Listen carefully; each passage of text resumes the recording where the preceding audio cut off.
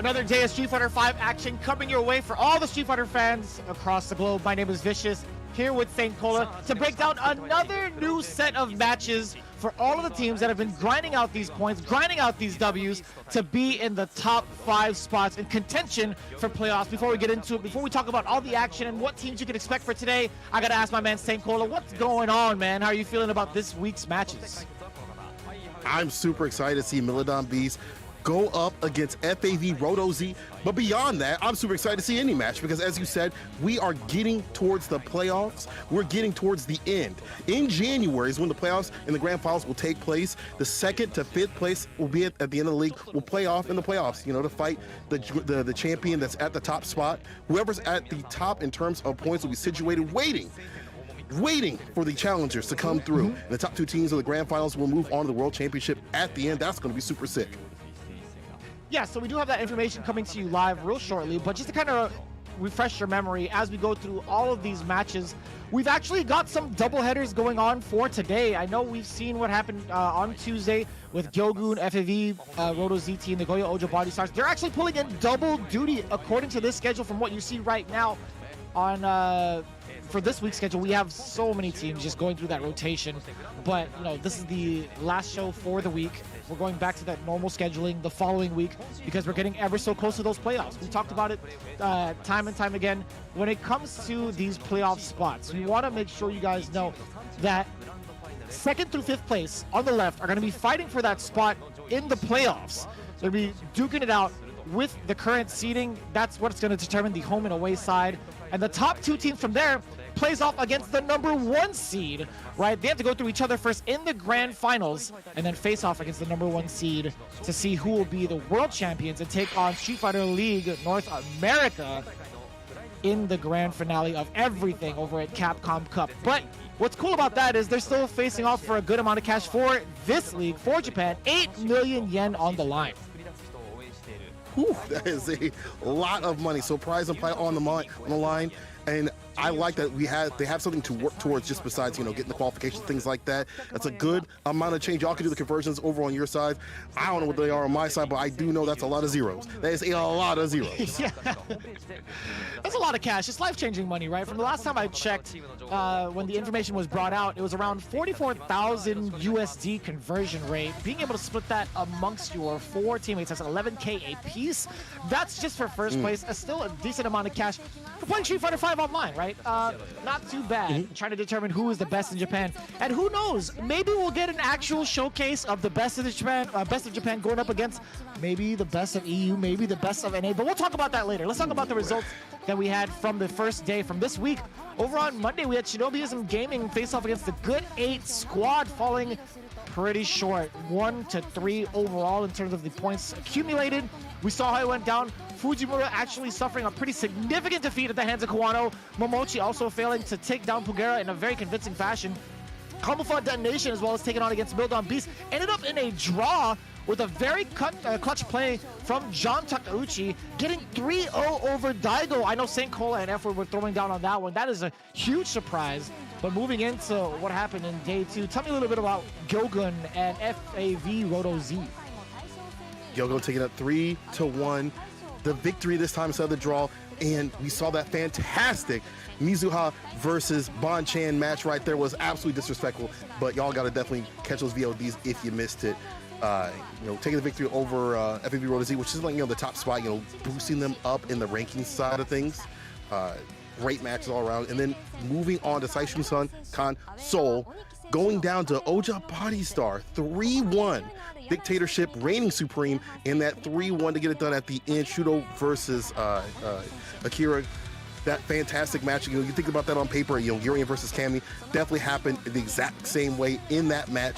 So if you were a Cammy player, you want to figure out how to run that match, you run it right there. Also, shout outs again to Oniki beating Yanai, who was studious and study. You know, he said he was ready for that match, but it seemed like Oniki was more prepared. Yeah, no, I absolutely agree. That was the first time we actually seen Yanai falter, and it was very convincing too. 2 games straight, the first loss he's had. I don't know if there's anybody else now in the league who has an undefeated record, but I'll tell you what, since that doesn't happen, we still have the win record from Good 8 Squad being near immaculate with 27 points at the very top of the cut.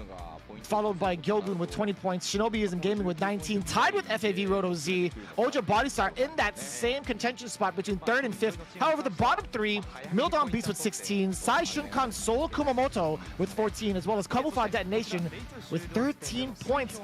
As much as there's a disparity between the bottom rank of 13 and 5th place, it's still a possibility that they can climb back up because there are a couple more days left before the playoff spot happens. That's correct. And you see right here the graph, a lot of the places excelling. We saw Detonation kind of go down. As you said, they do have a chance to excel, but speaking of excel, Gyogun was the one shooting up, swimming upstream. And then as you see, FAV Roto Z and Good 8 Squad at the top spots pretty consistently, maybe dipping down a little bit on the side of FAV Roto Z. Let's see if they can boost it up because they are on the bat today to go up against Mildon Beast. That is going to be super sick. FAV Roto Z on the away side this time, and Mildon Beast on the home side. It's going to be a rematch, and you can see a little bit of the matches that we had saw previously and the emotions from the players. Again, shout out to the production crew for making them put on their webcams. That's so sick. I love seeing the reactions to getting hit with V-triggers and stuff. Oh, it's amazing. Yeah, no, when you think about these two teams, Mildon Beast and V6 Plus FAV Roto Z, you would think about their current placement. I think, Mildon Beast being within the top, in the bottom 3 is very surprising considering their roster. And the same situation with the V6 team, right? Considering that they've been swimming downwards in their rankings, you would think it's like, all right, well, I didn't expect this to happen. How did they leave from the 2nd place team? I feel like it was only, last week they were in the 2nd place spot. But Gyogun seems to have taken it away from them in a very convincing fashion, which is kind of interesting to say. We've seen how it's turned out overall, like how they've performed, but this is where we get into it, right? The V6 Plus FAV Roto Z team that I was talking about, the strongest halberd guiding the pack with Sakonoko, who took a seat in the last matches that they've played, backed by the young gun with the eyes of desperation, always finding the mark with that Yuri, and it's Ryuse. And of course, under the tutelage of some of the greats, one of the EVO champions, the genius pro gamer, Tokido, moving on from Akuma to Urien, and of course, the Mac Daddy of them all, the executioner of justice, the family man, Bonchan, with that ever-patented Sagat. It's going to be very interesting to see where these teams head up after they've been suffering these last couple of days, right? FAV Roto Z, they fell just short against Gyogun not too long ago, but we're moving on into the home team. Mildon Beast, the Beast himself, the living legend, Daigo Umihara on the deck first, and then behind him, another EVO champion, Attack on Heavy Tank, Fudo, the one that's been running the Poison Pick, and Mika at some times, but also behind him, the Hermit of Shimai, White Sea Mochi with that top 10 sim out here, super strong with it, but not to be outdone is the Road to Sakio, Morito, who is confusing people in terms of how strong that character is. And if there's one person that has shown the strengths of that character, that's shown that you can make Dan work, it's Morito. I agree. I think Morito has been showing up and putting in that work with that Dan, and I don't want to make it sound generic, right? I really do think he's been putting in that work because a lot of the strings that he puts in keeps a lot of these opponents under pressure. Like, some of the cats that he faces off against are like, I don't know what to do against these strings, man. This guy won't stop hitting me. My gray life is adding up. You've built critical art already? Get off of me. So I will say that his offense is pretty tricky. But this is going to be the lineup. Speaking of tricky, look at that. Ryuse going up first with Urien, Sakonoko as the middleman with that Minot, and Tokido with Balrog? Ooh, okay. On the CFNs, I've seen him practice the character, and we've seen it before, right? So yes, it's kind of sick, but at the same time, it's like you're bringing it out against these dogs out here, See, as the anchor pick too as well. Looks like Bonchan's gonna be on the bench for this one. And Sako maybe refreshed from yesterday and not having a chance to play. I don't know what my man's doing. Is he juggling? What is he doing? I don't know, but I like it. I'm a fan. Yeah. He was snapping. He's like, perfect. Maybe he's excited about the order. It has to be. Oh, Daigo is muted. I lied. He was he was snapping his fingers to get audio. Okay, very interesting way to get an audio check. But a little bit of history, right? We've talked about Tokido using Balrog on CFN. The last time they played against each other, FAV was in the home squad with the advantage in that positioning to counterpick against characters, I believe. But now that they've had this opportunity to run against Mildom, I think Tokido wants to run Boxer against the entire team because he played against Daigo in that anchor match last time. Maybe he's trying to like egg Daigo on. He's like, hey, I'm gonna put myself in the anchor match and I want you to come for this run back. Are you man enough to fight with me in this spot and get the run back against my Boxer? I think that's the message being told with Tokido being so brazen about this pick, knowing full well that the away team has to put in their order first. That's true, but it looks like Daigo actually wanted to go up first instead, not deterred by Tokido's taunting. Hey, that would have been so sick. I would love to see that run back. That would have been tight, right? That, because I think V-Roto-Z was the one that took the victory last time, but I would love to see that run back come through. Dog, that would have been so tight, but still, Daigo coming up first. He's on a 5-game lose streak right now. Yeah, y'all heard me right. I said lose streak, not win streak. So maybe that's also the reason why he wants to come up first. Is excited to come through and fight. Morto is on the bench, so the damn play is going to have to be for another day. But this is not too bad if you're looking at a matchup kind of thing right here. Guile against Urien is pretty dang good for Guile. I mean, maybe not drastically in the favor of Guile, but the projectiles give Urien a hard time. He's got to be able to come through with the B skills, and it's hard to stock up raw on the neutral, especially when the EX gauge is at the bottom for Guile. Spin the EX and get the knockdowns and prevent that. But then again, clear eyes right here. Ryuse coming through, already showing off that burning sensation. The drops. Yeah, I mean, I hope those are the only drops we're going to see during the game. I don't want to see him do anything, any sort of craziness. But to be fair, I mean, I say that, I think, you know, Ryuse has done a fantastic job. He hasn't really dropped the ball at all. He's been coming in clutch. I mean, he has, what, 50% of his games won? But going into Daigo's stats, we have him 2 out of 9 in terms of games won.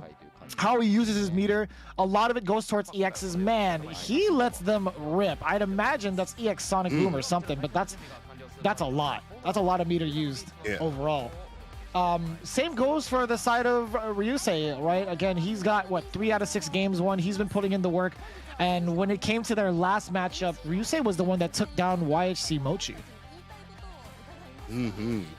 We'll see how it works out right here. I'm curious to, I mean, we've seen Daigo fight a lot of Uriens, but I'm sure, you know, if you're somebody like, you know, you probably fought in a lot of Guile players too on the Ryuse side. There's people out there like sending Guile and stuff like that. I know Gyogun's been running Guile a lot too as well. So beyond the Daigo practice, Ryuse's probably had a lot of practice against that character. He's probably prepared, but the first 2 situation might benefit the character that has a little bit more of an edge, you know? At the same time, I got to go back to Ryuse's aggression. He's really hard to deal with when he gets the Aegis Reflector setups going, when he dashes into you. So can he break the defense of Daigo? I mean, we'll see. I mean, you've had a very valid point with Daigo as well, suffering a 5-game losing streak, if I'm not mistaken. There's been a significant amount of losses from the side of Daigo thus far since his match back in October 21st. I feel like was the last time we saw him get a W, which is pretty significant if you think about it. The last time he won was against Machibo's Kami.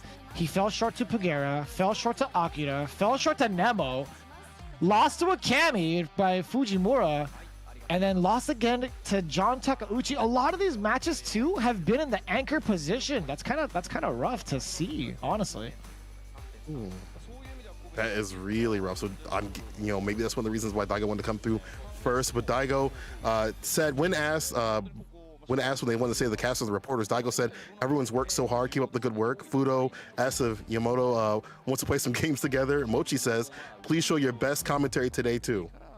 You know, I think he's saying it to us too. We got you. We got you, Mochi. We absolutely got you on that. I would love to. I would love to. Yeah, the theme with what they would want to say to the casters and reporters. I think overall, I think, you know, the commentators are so legendary. You know, seeing them put in the work for Street Fighter V over the years, it's actually an honor to even be in the same kind of league corresponding with the English broadcast. Even the reporters themselves, every season of Street Fighter League, it's like different reporters, but they all do the work to kind of do their research and ask the questions they need to ask for a lot of these players here. So big ups to everybody involved with the production, but mostly the casters for putting in that damn work online, and of course, you know, throwing down with the best of us. Hamiko also a sweetheart. I talk to Tasty Steve every so often on shows, and we always talk about Hamiko.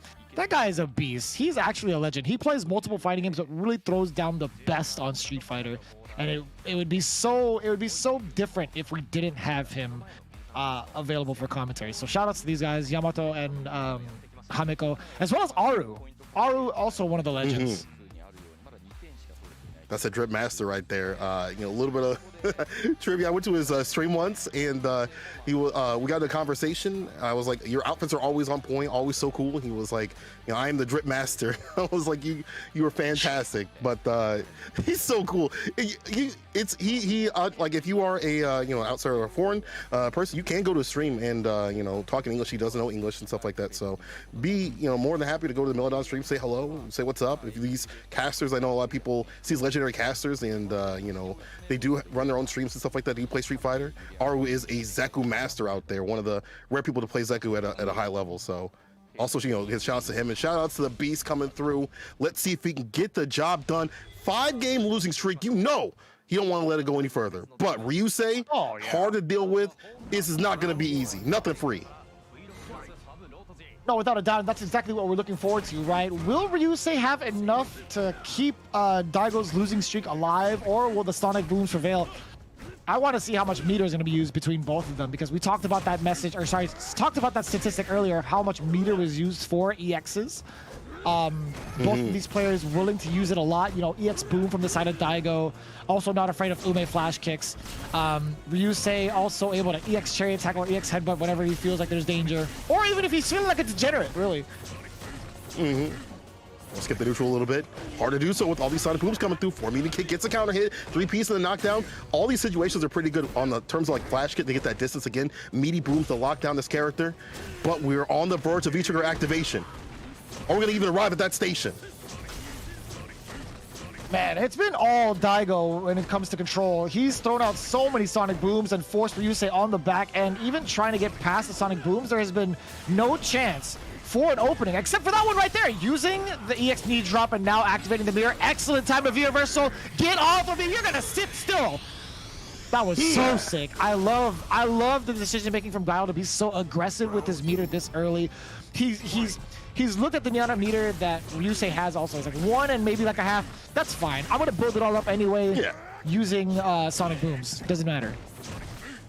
Sonic Booms and the normals coming through too as well. Backs off just to stay away from the crouch mini kick or 4-meter punch or heavy like that. I like the distance that Daigo chooses to play at. It's hard to find something through. Just like that, the aerial approach just shut down. Daigo with the full control. Hands on the wheel. 2 and 10. Oh, Commentator's curse. Oh my god, that's so smart. Ryuse actually couldn't get a conversion off of the crouch jabs, unfortunate, but still the air approach not being stopped at all by Ryuse. Daigo's done a great job of controlling both the air and the ground approach so far. And back to the Sonic Booms. And I love the timing he uses to dash up and use the crouch medium or crouch light kick. Oh, what? Oh, where did that hit? Jeremy, where did that hit? That was so dirty. I don't know, man. What was that? Crouch fierce interaction, or after the headbutt, on the wake up, put it back to sleep. That was sick. That was unnecessary. The game's barely started. You're gonna hit us with that 50-50? That was broken.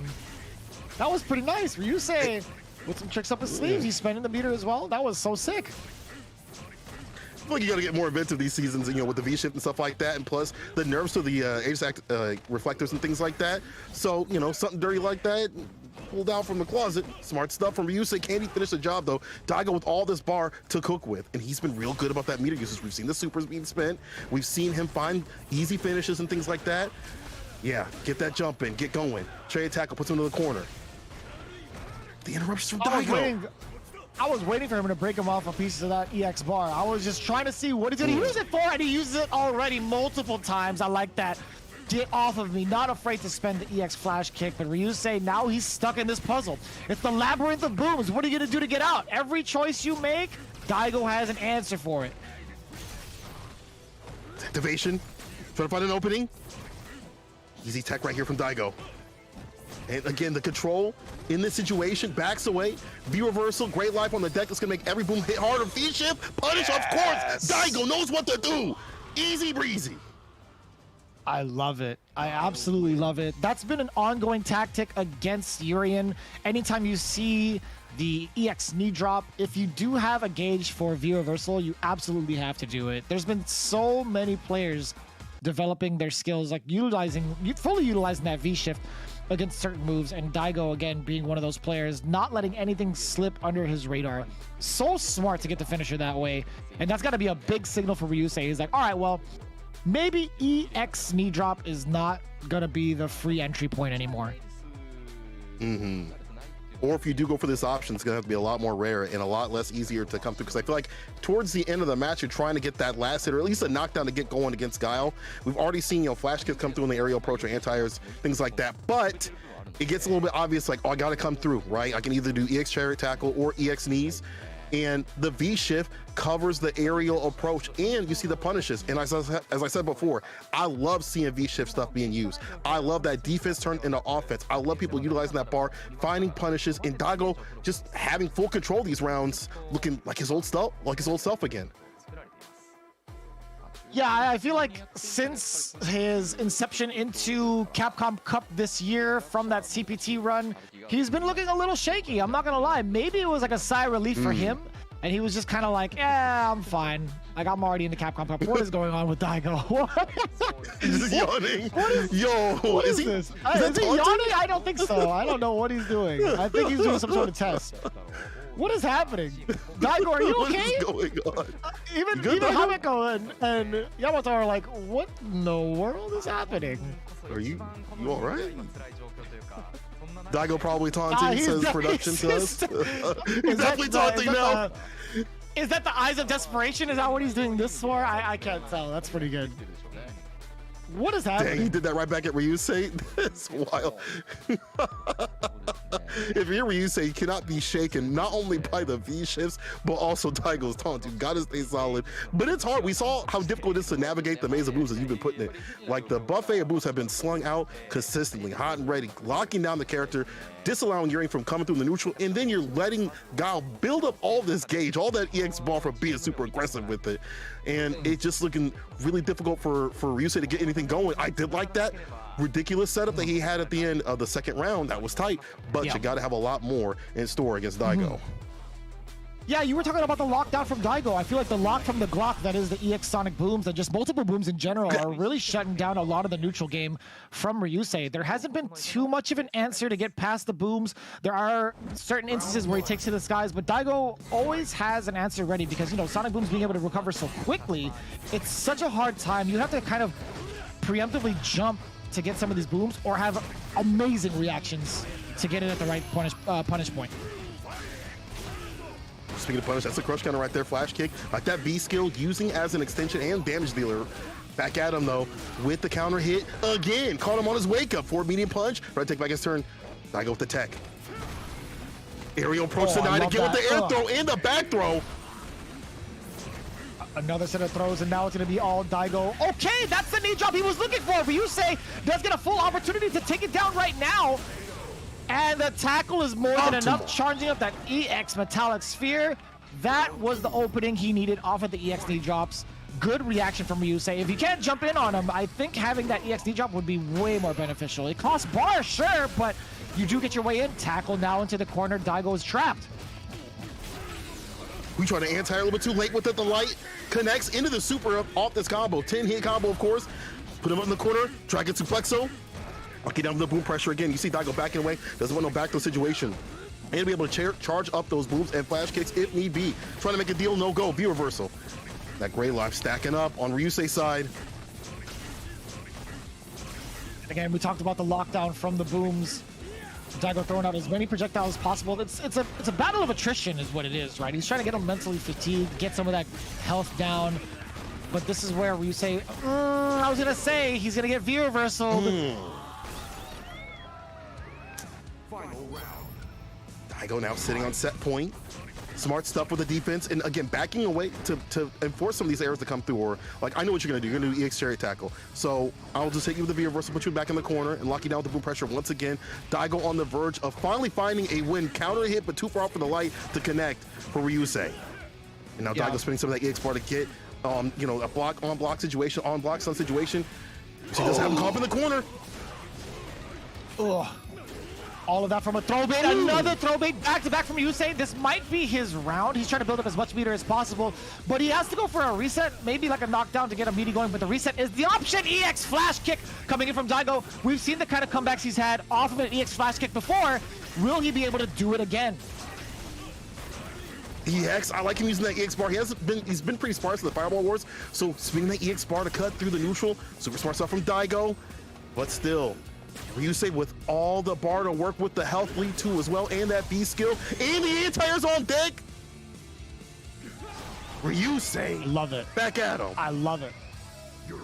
Absolutely attention to the skies as well. Ryuse with a lot, a way more cleaner game actually, overall.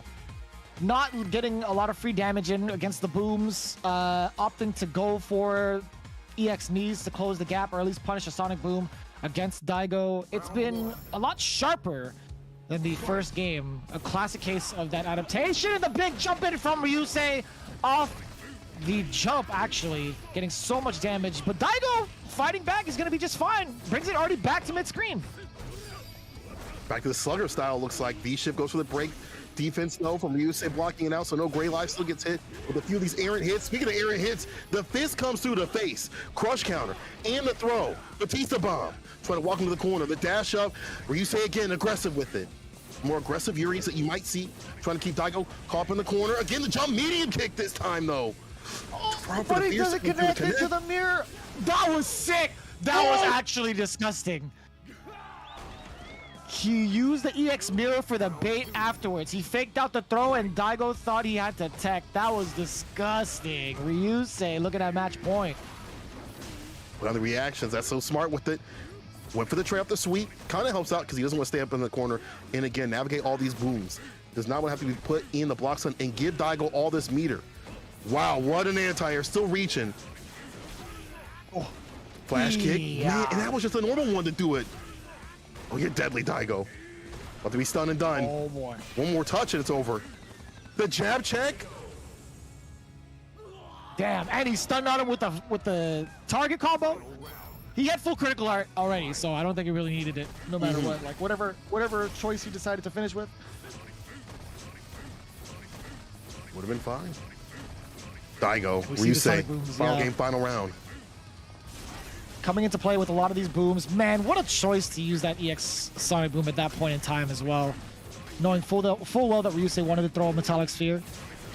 Catch the backhand, EX knees. Getting the punish on the Sonic Booms. A whiff punish there from Daigo. Ooh. Another one. Does it again, 7 frames, so quick with it. Batista bomb. Challenges, I like that. Goes straight into the super. It's gonna be a ton of damage, won't kill, but it will put Daigo in a prime position to take this. Slinging out the Sonic Booms. Blocks, goes for the V reversal.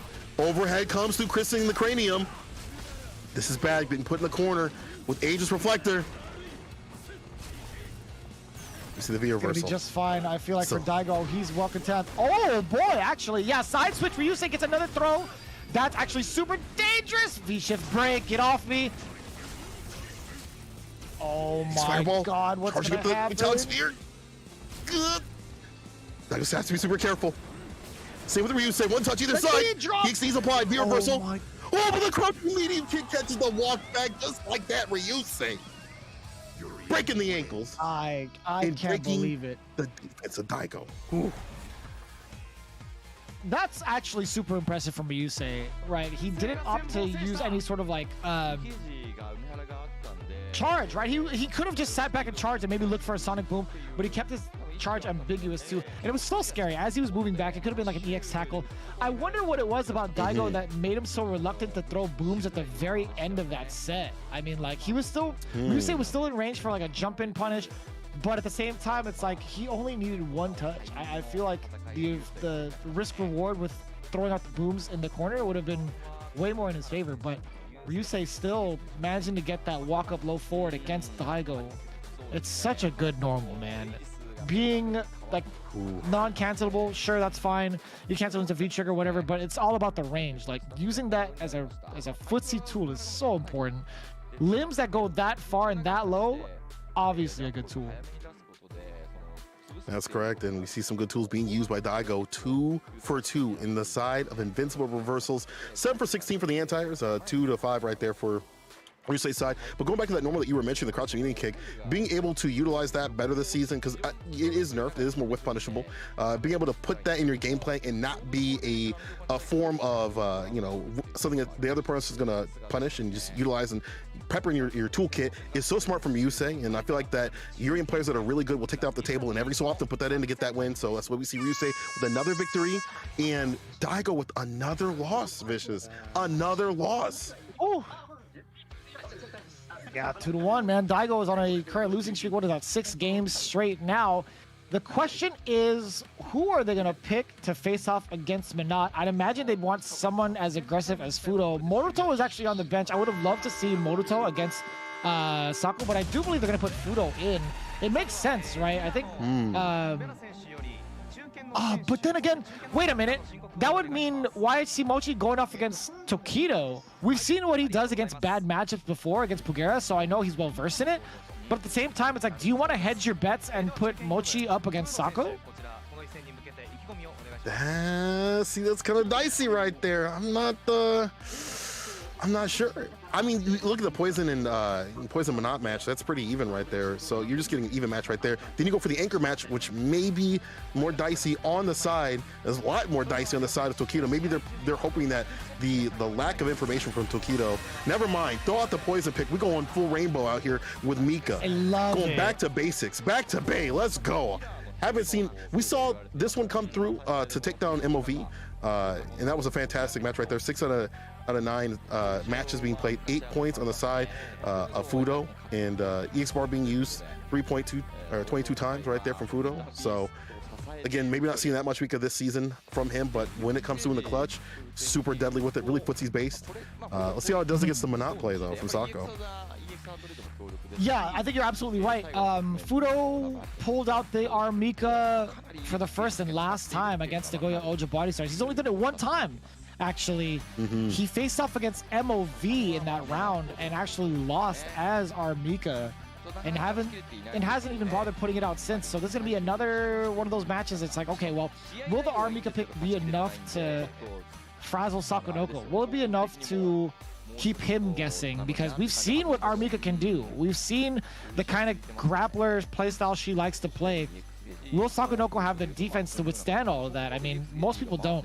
But at the current record right now, he's only got 1 W under his belt out of the 5 games he's played. We've seen what he's used his EX meter for, and how much he uses it on average per match. You see right there, like the first bar right there is EX moves spent, critical art for the second row, and the third row is average EX gauge used per match overall. So, and their total rounds played at the very bottom. But yeah, as I was saying, Sakonoko, I wonder what his defensive tactics are going to be against someone as aggressive as Fudo's Armika.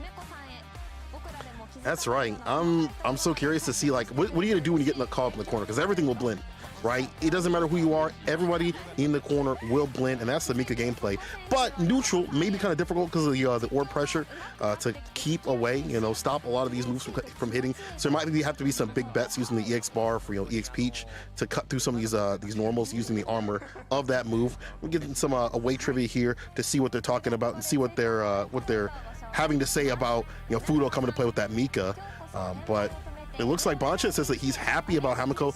Always notices small plays from the player.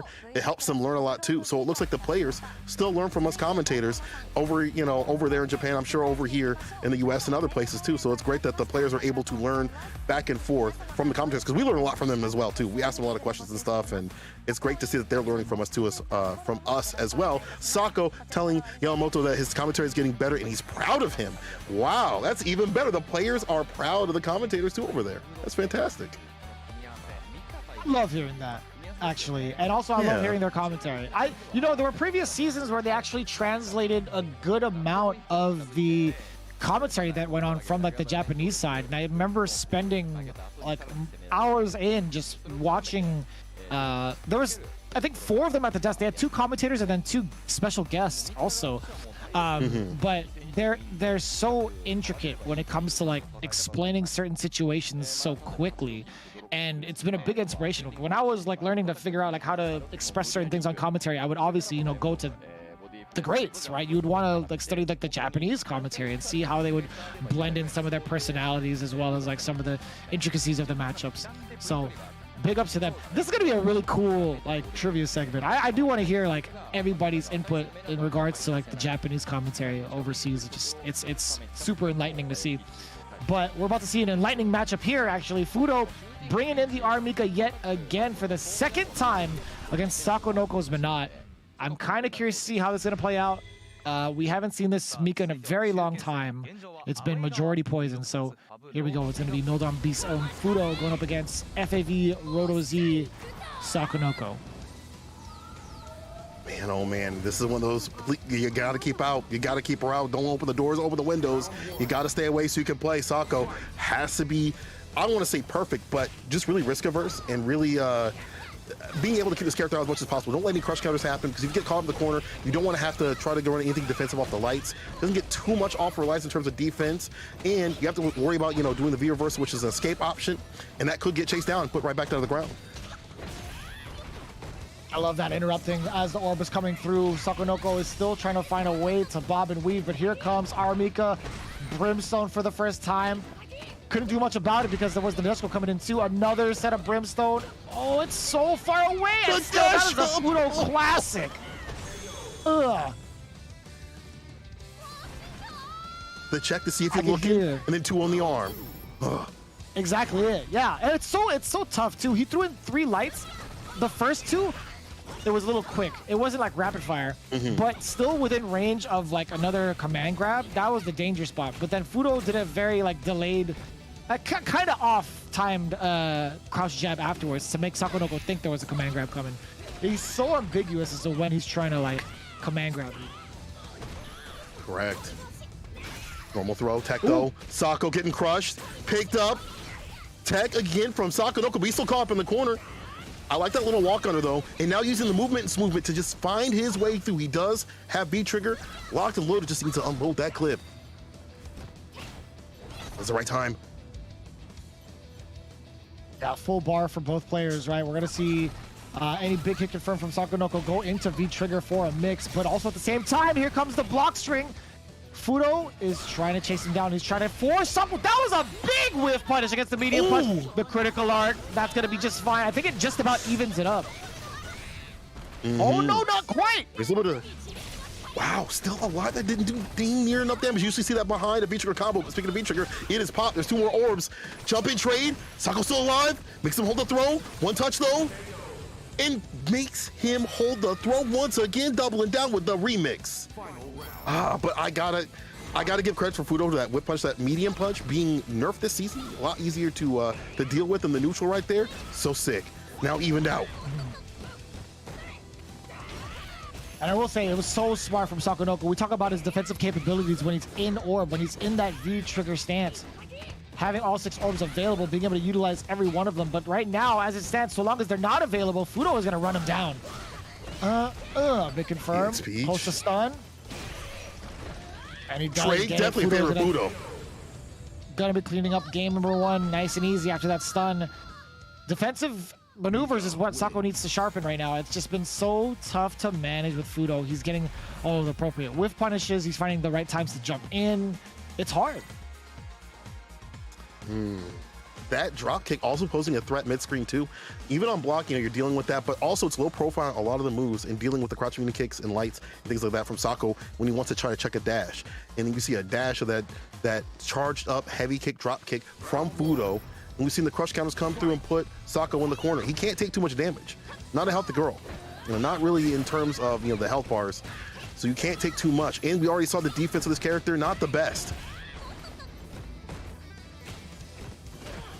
We see Sakonoko a little bit more active now, kind of getting closer to the ranges where he's actually willing to press buttons like jabs, stand medium punches, and just being overall more aggressive. I do like that, but once he gets the life lead, him backing off is so smart. But it's only a matter of time until Fudo gets the jump in, forward throw now. Trigger is on deck. He's looking for that activation off of the sweep. He gets it, right? But Nadeshko is going to be coming in. No, sir, I lied! So Sakonoko! threading the needle, Well timed. weaving in and out of danger. That was disgusting. That was so smart using the invul frames, getting himself out of harm from Nadesco. So clean. That's like the in-grade defense that you have to have in some of these situations. If you don't have a DP, you do things like that to stay solid. But we see Fudo breaking down Sako's defense, makes him hold the throw, the sun's rising.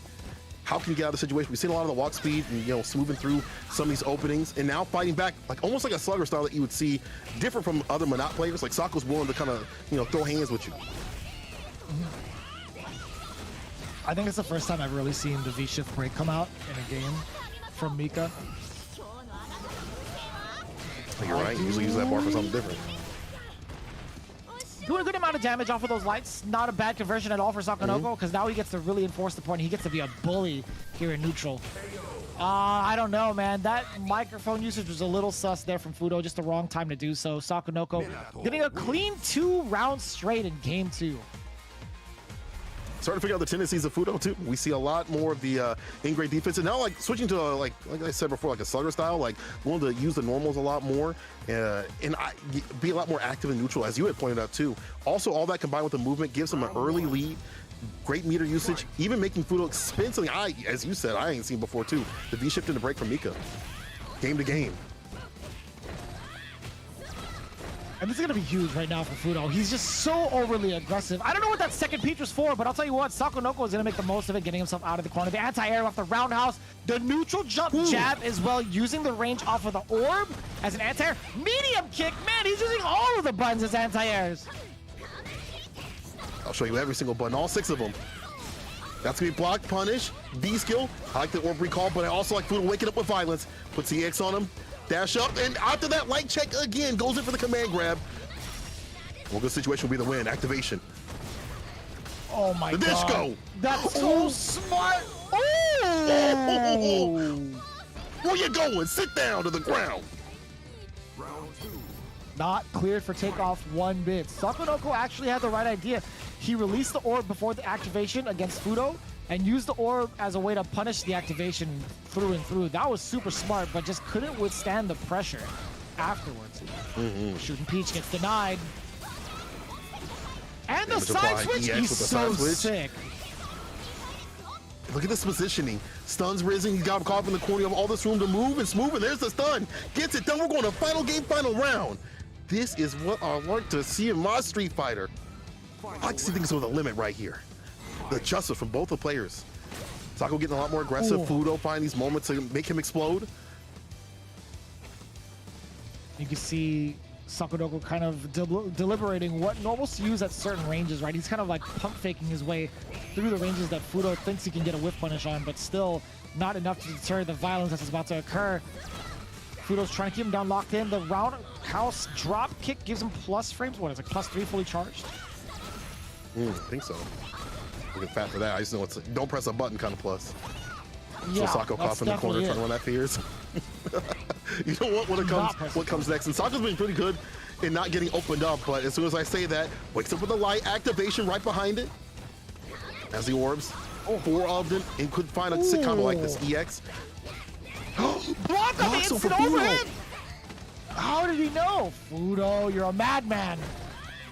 Oh, I think he could have got it if he used the EX Peach, but still the crouching jabs into the regular one. That's going to be a lot coming in for Sakonoko now. And he's in max distance. This is such a tough spot for Fudo. What looked like a possibly clean victory. What? No! There's nothing clean about that! Can't do that at that range! Oh, it got EX coming through in the clutch. Fudo! He put his hands up in praise. He was like, thank you for whiffing that. Thank you so much for that V-skill. As soon as Sako let it rip, he was like, oh boy, I'm actually dead, aren't I? That was a very questionable decision. I don't know, man. Sakonoko, I'm so curious. He went in. He went in. Live by the V-skill, die by the V-skill. The day he is dusted. Oh man, but yo, you again as Fudo find that punish though. Many other people may have let that go, or maybe a little too late to the draw, but Fudo was ready, prepared. So I'll pick that up. 5-second rule, and that's a win on the side of Fudo. Damn, that's got to be heartbreaking. Sako so close to finishing it out. Had a max range too. That was perfect. Yeah, he had the orb right on top of Fudo. Could have had a recall anytime Fudo moved forward, thrown it out again, slowly chip away at him. And maybe at least force it down to a timer scam, right? He had full screen advantage. I don't know. I don't think there was any trigger left either until the very end. Maybe that's why he was scared of it. Maybe he didn't want to get like give enough V gauge towards Fudo towards the end where he could activate Nadeshiko and like make his comeback happen. I don't know. Whatever it was, it shouldn't have gone down the way that it did with Sakunoko whiffing that V skill in front of Fudo like that. Oof. It's unfortunate. So now we're all tied up 1-1 on the point side of things. FFV Rotozy going up against Milodon Beast. At the anchor match, Tokido running the ROG. And YC Mochi having to fight this in a first to 3, best of 5 situation will be difficult. Maybe they're pinning the hopes on the fact that Tokido, even though he's got a good ROG, like don't get it twisted, the ROG is ridiculous. But maybe not as solidified in the neutral as someone like, Pugera, right? What is he, my man, doing pointing at the camera? It makes Daigo's sense. praying I think hard. you have a very, he's, as he should, because in this point, right, it's 1-1. Milodon needs as many points as possible. The most they can get right now is 3, and it's not even going to be like one of those situations where they could actually have a draw game because it went 1-1 so far. But as it stands right now, it's kind of sus for Milodon Beast. They need, I think, 3 points to take over at least one of the spots, because like what the gateway to 5th place is like 19 points exactly. So Daigo has actually been the most animated we've seen him, I feel like, ever. Daigo is pretty excited announcing YC Mochi as the anchor. They're really having, they have a ton of faith in him getting these last couple of points and looking for that 3-1 victory. But Mochi says Tokido is strong, but he's not planning to lose. Nobody ever plans to lose, to be quite honest with you. But Mochi, his strategy against the bad matchups, you had a very valid point earlier, St. Cola, when you were talking about him taking down Pugera and showing us that bad matchups don't exist for someone like YC Mochi. I feel like it's a different story when you were playing against a Balrog that's not up to the same level as Pugera. Don't get me wrong, Tokido is great. He's a fantastic player, obviously. One of the best to ever do it with Akuma. Has learned his ways with Urien. But as it stands, I feel like his Balrog isn't as sharp as his Urien or Akuma right now. I could be absolutely wrong. His Balrog is very good, but I think YC Mochi has enough against the matchup to take it down in his advantage. Yeah, I mean, I agree. I feel like if you haven't played a character for years upon years, like someone like Pugera, or spent a lot of time maining that character, right? Dabbling on the side, keeping your other characters, not rusty. It might not be so beneficial in terms of, especially in a longer set, as things go on, as your tendencies are snuffed out and stuff like that. You're not going to have these ingrained things to deal with the matchup and stuff like that. But, however, maybe there's a side or something on Tokido's side that he thinks he could do against YC Mochi. We've seen other people pick up Balrog and take victories that, they weren't as experienced. We've seen that with NRD, who hadn't played Balrog for years upon years, like some other people, and done some work in the other Street Fighter League that we have in the US. Tokido has scored 9 points. He's the second highest scoring player, so this includes also 2 points from the preseason as well. So as a strong competitor, he's got some stuff behind him, but it's hard to tell. It's one of those things where I want to be proven wrong, right? Because I'm with you. I want to be proven wrong. This is a good matchup for ROG, but you got to know how to work it. YC Mochi's probably been playing this matchup for ages upon ages, has already suffered at the hands of the gloves, and now wants to give them back. That's true. We'll see how it plays out. Tokido's trying to sneak in a V-skill too, and I love YC Mochi already testing out the waters. He's like, I'm not going to let you do this. I'm going to show you exactly what I'm going to do to punish that. He's very attentive to it, knowing full well that Tokido is going to go for the V-skill, but he does manage to get it the second time around. Backing away. But as you said right there, YC Mochi just staying at a distance to swing on a heavy kick and knee beat. Side challenge. You got the straights, the -4 situations, actually pretty hard for Sim to punish, and then even then you have to use bar to get any damage going, so that's a big pain point. Plus that V skill with the plus frames is going to be difficult to deal with. Sticky with Talked about it, yeah. Very deliberate too. That crouching medium kick could have gone into trigger. I think he was close enough to go in the Yoga Anvil, but I'd imagine he might need the V gauge soon. Pop soon. Oh. Too far for the upper. Nice little anti-air. That was so sick. You pull out those limbs, gonna get hit. That hit at the very tip. Yo, YC Mochi was, he had to be mashing V-trigger off of that because he was going for that activation no matter what. So slick from YC Mochi getting the last bit of activations. Big whiff, well, you know, sizable whiff punish coming from Tokido. Let's not get it twisted. Speaking of twisted, there's a throw. The anime, Prinzel, putting the fist on him. There's the upper as an anti-air. Tokido starting to adapt in the interruption. Just like that, that beast go being popped. He's gonna have to deal with the fireballs with tap or just box it out. But still, it's the combination of the damage that the character can put on, the stickiness with the dash punches, and the fact that the -4 situations, the dash straights are hard to punish. YC Mochi going for the V reversal, pull up that gray life and swing back. Yeah, that's what kind of makes this matchup a little tougher for Dhalsim, right? Even if Balrog happens to be negative or punishable for those dash punches, there isn't too much that Dhalsim can do, right? That's significant enough. You do this situation, it's dead. Know what you can do right there. Dead after that activation. Tokido getting him down enough health to make sure that the job was done. The kidney punches. Isn't that a legal move? He's going below the belt right there. Yeah, there's a bunch of illegal maneuvers that he does, man. Are you kidding me? This guy uses his toes to stomp on your feet, headbutts you when the ref isn't looking. Come on, man. This guy's an illegal boxer. Yeah, that's true. Only find you know, the right kind of fights out here in Street Fighter, not in the ring. But back against the wall right here, back against the ropes. YC Mochi.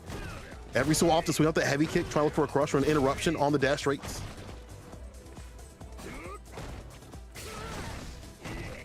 EX coming in high, but Tokido's still, it's been pretty back and forth. A lot of the normals have been blocked. That's going to be a ton of gray life coming in from YC Mochi, taken down from Tokido, or taken down against Tokido, I should say. But still, Tokido finding his way in with V-Skill 2 is going to be his main objective, with Trigger 2 on deck as well.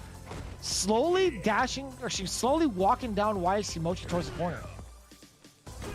All it takes is like a few hits, a few good hits for momentum to do it. And YC Mochi knows this. Pecking away, gets out of danger, but there's the target combo, gets a knockdown dash up throw. Here we go, Tokido with the aggression. Got the activation too if need be. Gonna use that for V reversal to lock him down the corner, offensive style. He's gonna stay here for a while. Does it again. Another V reversal? I was waiting for that carpet, I was looking for it. My God! Oh, that could have been it. That could have been it for Tokido. He's cooking him up, 5 seconds left to mix. Oh, wait a minute. Tokido would have won that either way, had the lead regardless. It was a fight another day. But did you see how he was able to wait till like 30-something seconds, put on enough damage to do it, and YC Mochi had to go for the scramble. Far for him to make that return, right? In terms of damage, you got to be able to set up shot for that to come through or find the right conversions and stuff like that. YC Mochi not able to do so.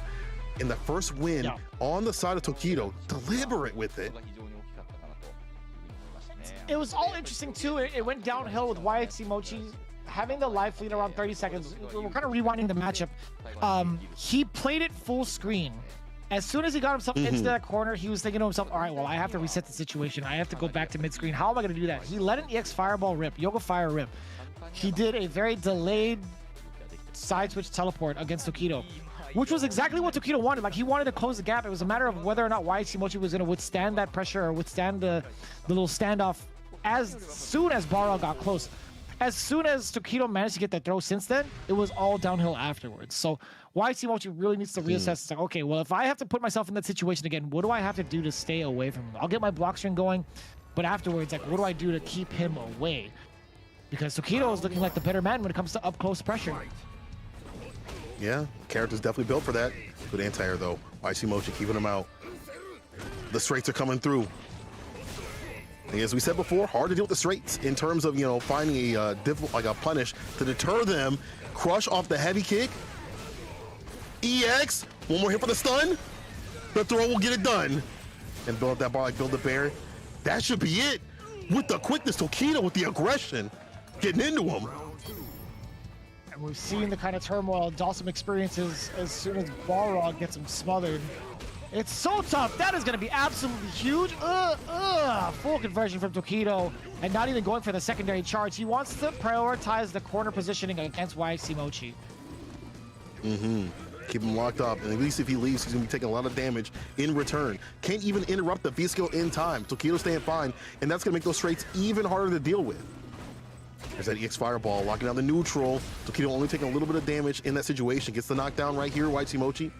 Trying to put the pressure on him. But we see the damage coming through from Rog. That's just part of the matchup.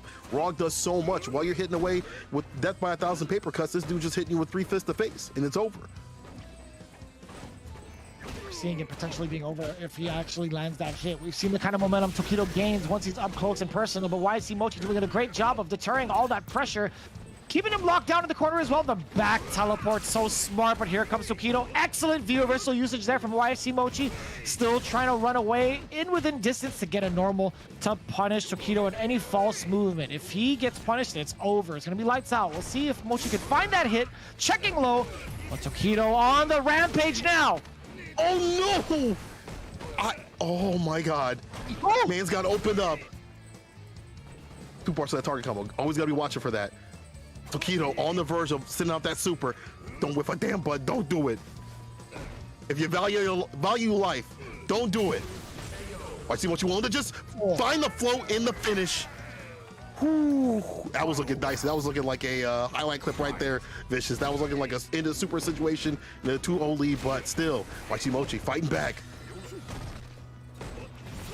Man, I was actually surprised YC Mochi didn't go for that punish off of the target combo, the low medium kick.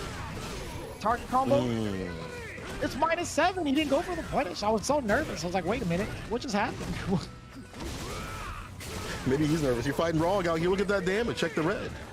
In these situations, you know, it's you get hit with these big fists in a matchup like this. Someone like Tokido, who has at least learned enough to what to do, is putting the pressure on YC Mochi.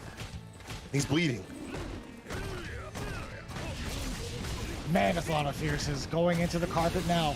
Checking the low, critical art. Is there gonna be enough damage on the board? But it's enough for a snipe, possibly. Tokido, you dirty man.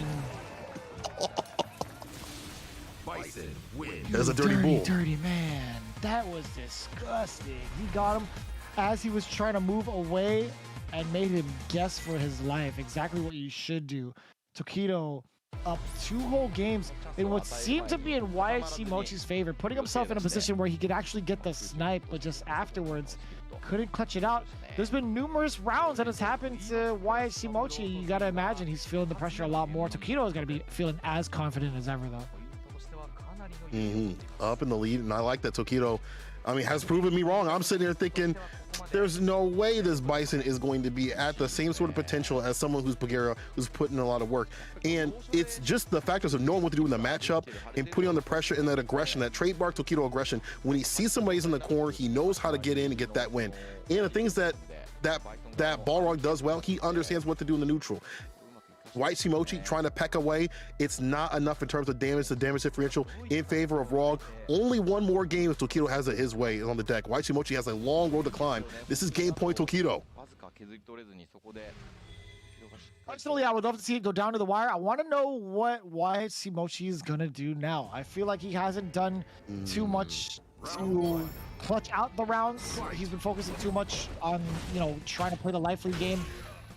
Against someone like Tokido, who's not going to be making those kind of mistakes during that sequence, it's like it's so hard to clutch it out. So I get it, but I will say in defense of that, I think YC Mochi missing that kind of target combo earlier, that target combo punish was pretty big.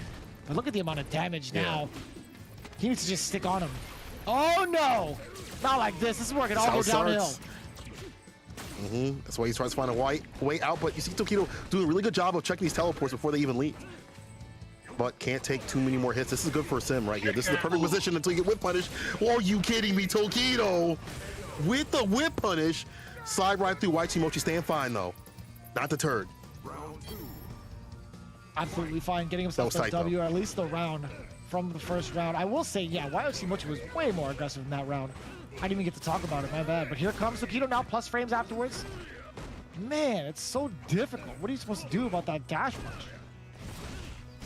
If you back up too much, you allow him to get the V skill, and that just sets up shop for later on. Big jump in, blessing the dome. And then you think, oh, is he gonna pop up with the V skill? That's why he went for the EX dash punch instead. Just catch Waichimochi unaware. Still the block though from Waichimochi. Now going for the V reversal.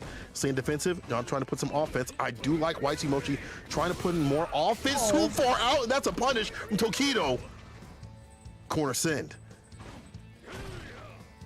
And he still gets himself another V skill at that. Waichimochi is deliberating, but still. Oh, Tokido just actually ran into the slide. A full sequence down for Waichimochi, using the float to kind of check the dash punches. But Tokido hasn't bit on any of those recently. Slide activation. Too far out for that medium punch situation. Run that throw though. Any bites game. Good challenge right here. Waichimochi, one touch situation. Has EX. He's going to spin one of the bars to lock down the neutral, and Tokido cracks just like that. That is an excellent way to utilize that EX Yoga Fire for the clutch situation. Instead of immediately going for the block string into the teleport, he wanted to use the space on the screen to apply pressure. He was walking forward and walking down Balrog. That was actually super smart. I do like that tactic a lot from Waichimochi, just applying that pressure with the ground game instead of giving up the positioning and forcing that guess. I think it's a little bit more nerve-wracking. If you're having Dhalsim walk towards you at a moment like that where you only have one touch, I think going for the high-low is way more terrifying. And I feel like that EX Fireball already is like dang near close, like a V trigger. It locks on the neutral. Hard to deal with. You're worried about so many things. You can teleport behind me. He's going to be able to swing on those limbs and things like that. And if you don't have the V skill to smooth on through as Tokido, or if you're not charging tap, that's one thing Waichimochi has to be looking for. Like, okay, cool. He's not going to be able to deal with my Fireball approach. He doesn't have the right V skill to deal with that. He's not doing tap. He has to prove to me he's going to get through these Fireballs. I'd like to see more of that mix up in the neutral right there with the EX bar to just kind of lock down the neutral a little bit, get that approach, and keep that aggression going. Waichimochi shines the most in this matchup when he's got the aggression and locking out his character from coming on through. Easiest said than done, and that's only one on the side of Waichimochi. And we see the switch immediately back to the Yuri. He said, that was fun. Now it's time for my main. That was enjoyable. Now it's time for my main. And it makes sense to do it now, obviously, because, you know, there's only one more win for the side of Tokido that he needs, and Waichimochi is the one that it has to amass this comeback. So I think the switch up between Balrog and Urian, once he understood that Waichimochi has found the counter to Balrog, it just makes perfect sense to use the Urian. Of course. So let's get warmed up with it, though. Waichimochi. Pretty well versed in this matchup, I assume, too.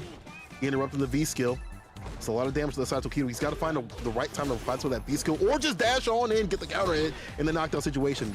Gets a Batista bomb too as well. He's so aggressive with those crouching mediums and runs the EX cherry tackle up in the corners. Not where you want to be is Waichimochi. This is going to be great. Tokido, even though he's cooking up, he's like, you know what? I've been forged in the fires before. You cannot stop me. Tokido now with just... Man, he was licking his lips too. He's like, yeah, I love those throws. Look at that match point now. Good counter hit conversion. Catching Waichimochi moving forward. D-shift punish though. We've seen that before. I mean, I love seeing that. Love seeing people use that defense and offense to stay solid. And that's one thing that's been helping out this character, that's Sim, using the V-shift system. Locking down the approach with the EX Fireball right there. Backs away. Knows that the armor's on there. Doesn't want to get hit with any of that. Those limbs could be checked with one good charge. Oh boy, like that. You saw that trying to get away. EX tackle still finds the mark, and now chasing him down with a bunch of dashes too from Tokido. But now Waichimochi regaining that momentum. This is going to be kind of tough. Tokido doesn't have the mirror set up yet. He manages to get the V skill. He can't get away from the mix-up, and it's going to be all Mochi right now. Still trying to enforce the point. He's trying to teleport into Daigo, or excuse me, Tokido's face. What's going to happen after the EX Yoga Fire? Double crouch fierce finds the Yoga Carpet. Now he's cooking. One touch. This is always the best realm that you want to be at if you're Sim. That one touch situation, these trades in favor. Finds a mark. Tokido reeling back, knowing that you shouldn't set out that fireball. That medium punch coming through. Waichimochi still staying solid against this this pick, the return of the Urian. Still match point Tokido.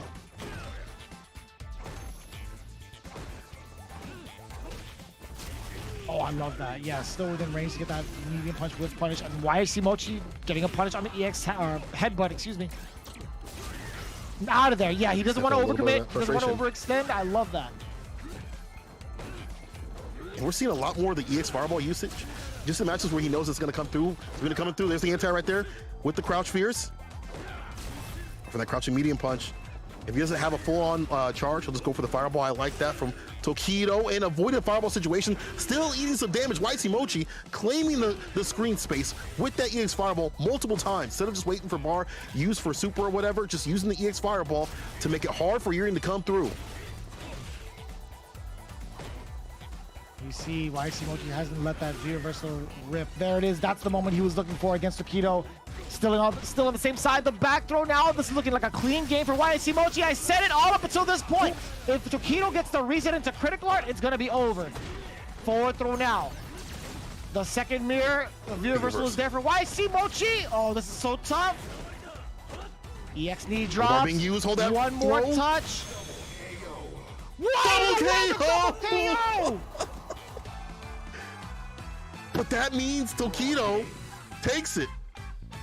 Or actually, let me fix my face real quick because I'm not 100% sure. Do they play it back? Or will it be awarded towards Tokido? Tokido doesn't look like he's in shock. I feel like they might have to run it again. That was such a smart choice to use the EX tackle too.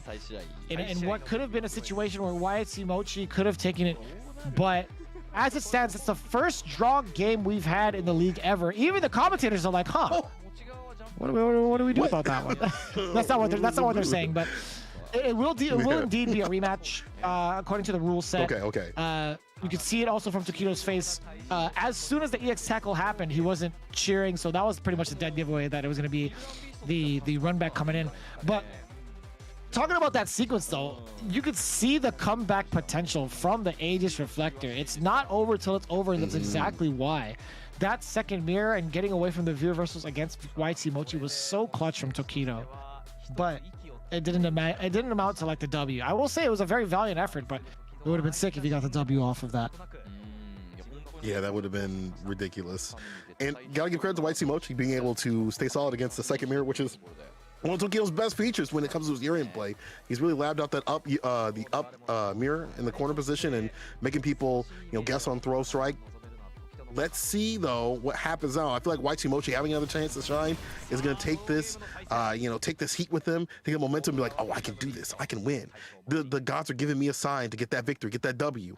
But Tokido though may have learned a little bit more and got more warmed up with the Urian pick. Let's see what it do. I'll say it was looking more so in the favor of YC Mochi up until that last sequence of V trigger activation. So I think YC Mochi is well prepared for this matchup. I think in terms of like how well he did in comparison to the Balrog matchup, I think the Yuri matchup isn't too bad for him. At least personally between like YC Mochi and Tokido's Yuri. Not on paper. Right. Ooh. Oh my dear God. It's a shimmy on him. That's just done. I like that sequence. That light, you back up with that crouch fierce. We already saw that earlier today. In the reset in front, Tokido getting into YC Mochi, set point him. Looking kind of nasty right now. Tokido with a very aggressive start, getting that first round, and a lot of media kicks coming in from the side of YC Mochi, but still, it does not keep Tokido away from knocking down your door. EX tackle, he did so just like that. Anti-air had two as well. Catch a float. Try to get the throw bait. Didn't work though. Side switch will work out in YC Mochi's favor though. Getting some more screen space, real estate. Won't wait. Interrupts the V skill and puts on the EX fireball. One to liberate a little bit and wait for the moves to come through. And I like that YC Mochi is not pressing the issue too far. Oh, the spacing he's at too. Oh my God. When are we going to see that activation? How is it going to come out? Tokido does have the activation right there off of a block. Does get the forward throw now. Speaking of activations, now YC Mochi actually gets bust down with the EX Chariot tackle. Tokido no longer cooking up, but YC Mochi, he does have full critical art on deck. If he increases the space, yeah, EX Yoga Fire is going to be the answer, but Tokido's still out of there. Now he's on the chase down. It's just about tied up. Tokido needs a couple more hits. That's going to be more than enough for YC Mochi, catching the stand roundhouse crush counter. So dangerous, treading so softly around the maneuvers of Tokido's aggression and offense. YC Mochi still hanging on to dang dear life right here, trying to get that at least one more round on the board to get that game-to-game situation, to walk up throw after the fireball. He's been switching up what he does, but now Tokido again with the defense gets open up as soon as I say that. The knockdown, EX knees, blocks it out. YC Mochi with the slide punish and the side switch, knowing when to do that instead of just going for it every single time. So smart for YC Mochi and not trying to get caught up in the corner. We saw what happened earlier in this match, trying to stay away from that situation. Look at the challenges on the dash. We love the change-ups there. Okay, this is going to be great for Tokido now. It does get the corner side switch off of that throw of reversal to maintain that pressure. That was a lot of damage, and even more damage coming from the critical art. Tokido is taking it off of that single counter hit against YHC Mochi. All he needed was a chance for you to side switch with him, trade places for the worse, and get got with his counter hit. Tokido taking it 3-1 against YHC Mochi after numerous games, especially that draw game situation. That is a big 3-1 victory for the side of V6 Plus FAV Roto Z. And a big loss on the side of Milodon BCC. YHC Mochi definitely feeling after that situation. And that was so smart from Tokido to go with the V reversal, because typically you would V reversal that sequence right there. Any buttons that would come in the corner position, Age Reflector on the deck, you expect the Age to come through. So normally you just go for the V reversal, get some distance regardless. And then Tokido back at him with his own V reversal offensive style, finds a sit confirm in the super and seals it. The stats are going to be coming up soon, but again, YHC Mochi probably hurting after giving another shot. We don't see the draw games like that. Give another shot and losing it, dropping it. Unfortunate, not even able to get another game, but Tokido's Yuri just so strong. Yeah, I feel like with anybody in the league, the more games you get to adapt, the better. Tokido definitely one of those cats, right? Being able to switch up and look at the impeccable scores that he has, or at least above average, I should say. 3 Ws, 6 out of 7 anti-airs, 85%, and 100 when it comes to EX reversals. Kind of curious to see, or kind of curious as to, I felt like he used an EX headbutt before, but maybe it wasn't on reversal. So either way, Tokido getting the W here against YHC Mochi in what should be, how many, that was like five games total because of the draw game. Also, that anti-air situation also came through against the float with the EX cherry tackle, which is good play by Tokido to know like this does count as an anti-air in some situations. But also Tokido going back to the Urian was definitely the way to go. The boxer wasn't working out. We saw YHC Mochi making the adjustments, being able to be a little bit more aggressive and lock down the approach with the H fireball, and then was probably prepared to do more than that. Also, we have to say all these sets were super sick too. Even more Urian on the screen. Actually, this is oh my bad, this is Ryuse and Daigo. Sorry, I was looking at the names. But again, more Urians on the screen. We saw the 6 sequence from Ryuse coming through with the crouch fierce. Probably gonna see that later on. It wasn't enough to take down the beast that is Daigo. In the sequence, Daigo actually, Daigo actually fell short just a little bit. He had the right ideas of countering certain things that Ryuse wanted to do with EX knees. At least we saw that V shift punished earlier against the knees, but afterwards Ryuse just pretty much cleaned it up all the way through, right? A slight mishap on the mirror, but still forcing him back. That was actually pretty sick. Thinking that, the throw was gonna happen. Because of the block stun from the mirror too. The neutral domination that Daigo had just was not enough. It's just these explosive moments that come from Urian and the corner play too as well to catch that walk back, the crouch meaning kick. And also this play right here too was fantastic, both from Fudo and Sakonoko. Just that lucky, V skill coming through from Sakonoko for Fudo to take that was so great. But all the way through the match, the acclamations, deliberations from both players was fantastic. We saw Fudo getting into Sakonoko at the very start of the round, this corner pressure, but then Sako figuring out little minute ways to get through, just like this, using the EX involved frames to just find the defense and not get got by Nadeshiko. That was so slick too. The amount of defense that Sakonoko had against the Nadeshiko was so strong, but getting away from harm's way, that was actually kind of rough. The reaction V-trigger was so smart. And that makes sense. Now I understand even more so why Sakonoko decided to go in, because he didn't want to keep using Orb as a recall because he could have got punished by Nadeshiko. So it makes sense. And the final moments we see here between Tokido and YHC Mochi getting the time over. It was so smart utilizing that critical art in that moment. Yeah, making sure to get the job done. Already had the win. But then YC Mochi with just a lot more aggression, V-shift and his V-shift right back at him, find these minute things, these punishes that you are going to understand when you know these matchups.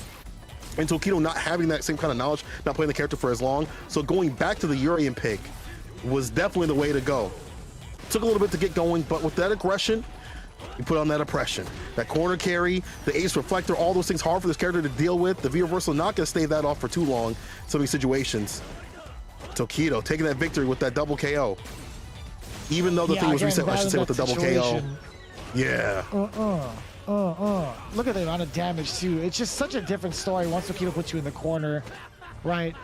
This is the moment where YC Mochi again losing that entire lead and that V gauge adding up. Yeah, the counter hit, man, off of the gray life. It was so unfortunate. YC Mochi putting himself in that dire strait.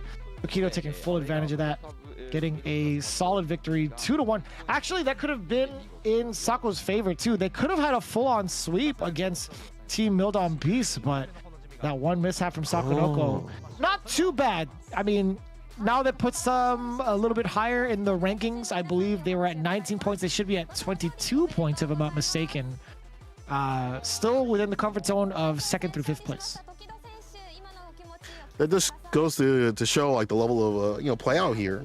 Everything coming down to minute decisions, small things in some cases. Like that could have been a completely different round win, and then also maybe momentum for Mochi later on in his set too as well. And even then, we also saw the double KO coming into play. That could have shifted everything in the side of Mochi, but Tokido taking that chance to kind of warm up even more and get more aggression going. We get the away team interview real soon here. But again, shouts to them to get that win. Tokido said that he really wanted to win as an anchor. You could definitely see it in the play. Switching off the Balrog pick when he saw it wasn't working was so smart, and he's glad that he did that. He's glad that he got that victory. And again, going back to him switching back to the Urien, as you had pointed out, do it early. Don't do it later in the rounds of the games and things like that. Be too late to make that comeback, and you have to ride or die with a character that you're not as familiar with. No, you're absolutely true. Being able to do so with both characters, getting W's like that is absolutely going to be like a huge morale booster, not only for the team. I don't know what Bonchan's doing. It's freaking me out a little bit. But Tokido getting the W with both Balrog and Urien has to feel amazing, right? Like he's on the right track. Speaking of, we're on the right track to getting the last and final character as Street Fighter V Champion Edition with the fall update, the Luke Showcase, happening real soon, actually. A little bit after, what is it, the 18th today? Is this during CPT weekend?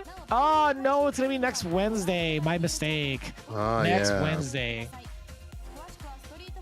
Make sure y'all tune into that on all the applicable channels for Capcom. Make sure you tune in and let us know what you think about Luke coming out. I'm super excited for that character. I'm super excited to see what people do with that character. I'm also super excited to keep seeing what happens in the league. We're going to be seeing a lot more action going throughout the weeks. We're getting closer and closer to the finale. Again, have to reiterate how important it is for all these points to come through, all these players to come through, all these matches to come down for W's for people. Because if they're L's, you're going to go out and not be in those top spots, the 1 through 5 kind of spots. Yeah, we are looking to see more and more of the action as we do in Street Fighter League, as well as overseas, or actually where we're from, with the Street Fighter League US week number 5 happening today at 4 p.m. Pacific Standard Time, where we have NASA Esports take on the Bandits, as well as Panda going up against UYU. If you guys haven't checked it out, we highly encourage you guys to do so. The Alpha is going to be in full effect, as well as the Birds flying high. A lot of international talent overall. The International Players Ball is what we like to call it. And man, we've been stirring up a lot of talk in terms of NA versus EU, right? We're getting closer and closer to making that happen. I feel like, the more that we talk about it, the more that it comes to light.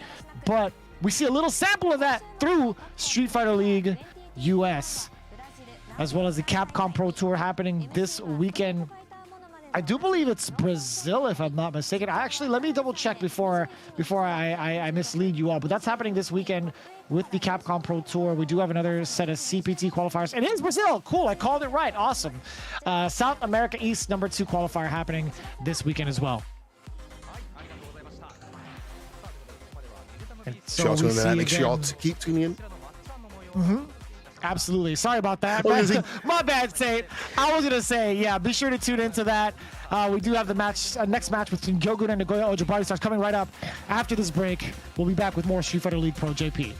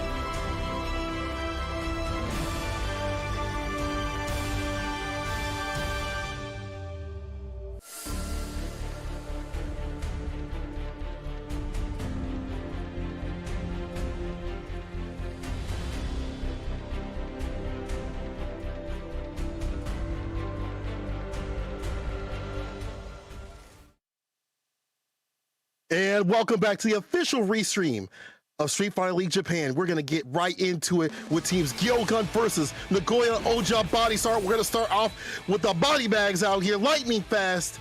Can't get past, it's Akira leading the team with that ridiculous Cammy. Then the youngness explosion coming through. Oniki with that bison pick, be doing a lot of work. But not to be outdone is a maestro of movement himself, MOV. Last but not least, y'all know what time it is.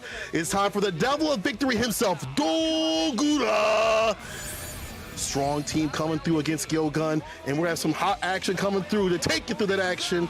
My name is St. Cole, and I'm joined with Vicious once again after this break. It's been ridiculous. How you feel about these matches coming up, my brother? I'm really excited to see what this team is going to do against the home team that is Gyogun, the captain. Mago, the 2D god, coming in hot with that Cammy with an ever impressive record alongside some of his teammates. Majima, who's slowly starting to step it up with his Cammy as well, also getting a double W with his Nikali not too long ago. And of course, we talk about the hero of Sunrise, Moke, with the ever impressive Rashid finding that confidence and finding victories of his own. And one of the most impressive records thus far in Street Fighter League, Mizuha with that Colleen, getting a ton of these points for this team. As we see it right now, Gyogun is currently sitting at second place, starting at the very bottom of Street Fighter League. You can see the composition, you can see the look on Mago's face too, and the kind of demeanor he puts on for the rest of his team. He wants to make sure that although it is serious business from time to time, he does have his moments of jokes every so often. But fact of the matter is right now, we're looking forward to seeing how Nagoya Oja Body Star is going to play off against the number 2 team right now with their current composition. MOV still hasn't had a W on the board yet, but he's still in play. Akira going first with Cammy, MOV with Chun-Li second, the anchor of Dogura using Bison. Ooh, this is gonna be kind of difficult. I feel like if we're looking at matchups, Gyogun side actually at a benefit here. They can send out, either the Cammies, they can, switch around their characters and things like that. A lot of the characters on the side of Nagoya Oja Body Star are going to be, having to work around whatever they send out in terms of matchups. Like the Cammy against the Bison is going to be difficult if that comes through. Rashid against Chun-Li is going to be difficult also. But it looks like on the away side, I'm sorry, Mizuha, my man eating a banana, but Oniki's on the bench right now, so there's gonna be one less Bison they have to deal with. However, again, the matchup spread not looking too good, kind of looking thin on the side of Nagoya Oja Body Star. And Mago asking if there's anyone who wants to go and face them. He's like, who wants to go up first and fight? I'm pretty curious. You can see the kind of laughs going on. There was a little bit of an awkward silence as Machimo was the only one who actually didn't respond. Everybody else was like, yeah, sure, maybe. But it's for a very good reason. Akira is going up first with that Cammy pick. It's a matter of who's actually going to be going up against this team. So Mago was actually shouting, you don't have to face them if you don't want to. Like, don't force yourself to do it if you don't want to be a part of it. Not all at once, please. Right? That's true. He's like, if you don't feel comfortable, you probably shouldn't be going up and fighting, these top tier players, especially players that are at the bottom of the list that are hungry for points, they're starving and they want to eat. So don't be out here lacking the slack. And Mago, Karen actually going up first. Actually being the first one on the deck. Mago himself coming through. Machibo's gonna be on the bench because he seems like he's not interested, says Mago. Mago's like, all right, now if you're not interested, dog, you don't have to be here. You can watch us, stay in the spectator seat and watch us work. Mago coming up first. And Mago actually pulling out the Karen this time around. A lot of the W's he's had overall in the course of this season, you see 4 out of 9 games he's played, he's actually utilized Cammy for a majority of those wins, if not all of them, I believe. So him showing off the Karen, I think specifically for the Cammy mirror, is something that he's been looking forward to. As you can see, Akira, the speed star himself, with one of the more impressive records in the league, has 8 wins out of the 9 games he's played and a good amount of points under his belt. No, is it 8 or 6? I think it might be 6. I might be mistaken, but either way, it's still ever impressive. You can see the stats here from Mago, the amount of games he's won, what goes on with his meter usage in terms of how many bars he spends on average per match. And it was 6 games out of 9, my mistake, but he still has more points for his team. Akira, we could see what he uses his meter for. A lot of the times he's spending, 4.48 EX gauges per match. And how often has he gone into critical art? 0.56 on average. That's actually pretty intense, considering how often he's gotten these critical art conversions as Cammy. And this matchup, just in general, is going to be not too bad for Karen. I feel like she can work the ground game very well against Cammy. Probably one of the rare characters that really can. And in a lot of people's discussions, you know, they come up with who beats Cammy, who can go toe to toe with Cammy. And Karen definitely comes up there. We're going to have some home trivia coming up. I do like Mago coming up on the deck. I feel like his aggression, his aggressive style, his ground game is probably best suited to fight someone like Akira off the bat. So I do like that he's going up, not only, you know, for that, you know, that morale, but also my style can fight this style. Moke says he's been reading Endo-san's Twitter and congratulates her for getting 400 LPN on CFN.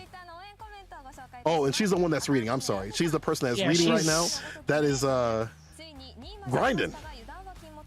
She's one of the correspondents, one of the hosts of Street Fighter League, and has been currently grinding her way through CFN. Ando-san, again, I'm glad that they're putting in the effort to play as well, also doing the research, because it's not it's not easy being out there trying to interview the players and getting all the info needed for each and every day of Street Fighter League. So big ups to Ando-san. Also, be sure to show all these folks some love over on Twitter too. Capcom_esports, I think, is where you need to throw in all the shout outs for a lot of these teams. They still read all of the tweets, so they have to gather all that, get it ready for each show. That's not an easy thing to do, man. And a little bit extra, Mago is saying that Yamato has been having quite some fun doing commentary. So Mago thinks that Yamato is having a lot of fun in his life overall. Like, he's thinking the reason why his commentary has been so fun lately is because of the change up, and maybe he's having a lot of fun in his current situation in life, which is a change that Mago's been seeing in his commentary. So it might be true. I mean, it makes sense. It seems like a pretty one-to-one correlation, if you ask me. Happy home, happy voice, you know what I'm saying? Like, I guess that does, you know, correlate, you know, get a little energy drink for us people in the morning, just kind of wake us up. But at the same time, we'll be seeing some sick matches that also wake us up too as well. Karen versus Cammy. Mago versus Akira. This is going to be a pretty explosive match, pretty quick match too. I feel like a lot of both these players are very aggressive in their style and their nature. We've definitely seen Akira come through with the aggression, you know, TK wake up, EX dive kicks, but Mago also really aggressive in his decisions with Karen, you know, walking down people with a crouching knee, kicking things like that, and taking some risks and finding rewards sometimes. I forget how similar their Christmas outfits are. It's actually quite similar. I didn't notice that until now. Festive. See I like that. How are we skipping over Thanksgiving already? Okay, skipping over, trying to skip the neutral. Nah, don't do that. Don't do that at all. Oh, that's more than enough. Yeah. Doesn't even need to spend anything else after that. Getting the stand roundhouse crush counter activate into pretty much the Gurenken could be more than enough damage. Man, I love seeing that conversion with the knee bullet afterwards. Side switch, very smart from Mago. Not want to be in the corner, not want to be caught up. Team stagger step in the crouching medium punches, now trying to put the crouching medium kick. No conversion off that light. There's been so much more. But he's doing pretty good at dealing with the dive kicks and just blocking those out. Crouching medium kick comes through. V-shift though. Not sure what that was. Huh. Comes the activation now from Akira. Oh, we tried to go ahead there. That was an unfortunate side switch against Mago, and he's willing to spend it. Hey, that's not going to be too bad, right? Spending that critical art for the W against Mago because of how explosive Karen can actually be. I feel like there was a slight mishap there, but either way, Akira spending it now, getting full advantage of that. That's going to be just fine. Mago is still sitting on full critical art. Any hit, any solid confirm can lead to fat damage. Cammy without bar, I mean, she's still deadly, but I definitely would rather fight Cammy without bar, and so will Mago too. As you said before, the explosive damage could definitely come from Karen, from any of these bar usages.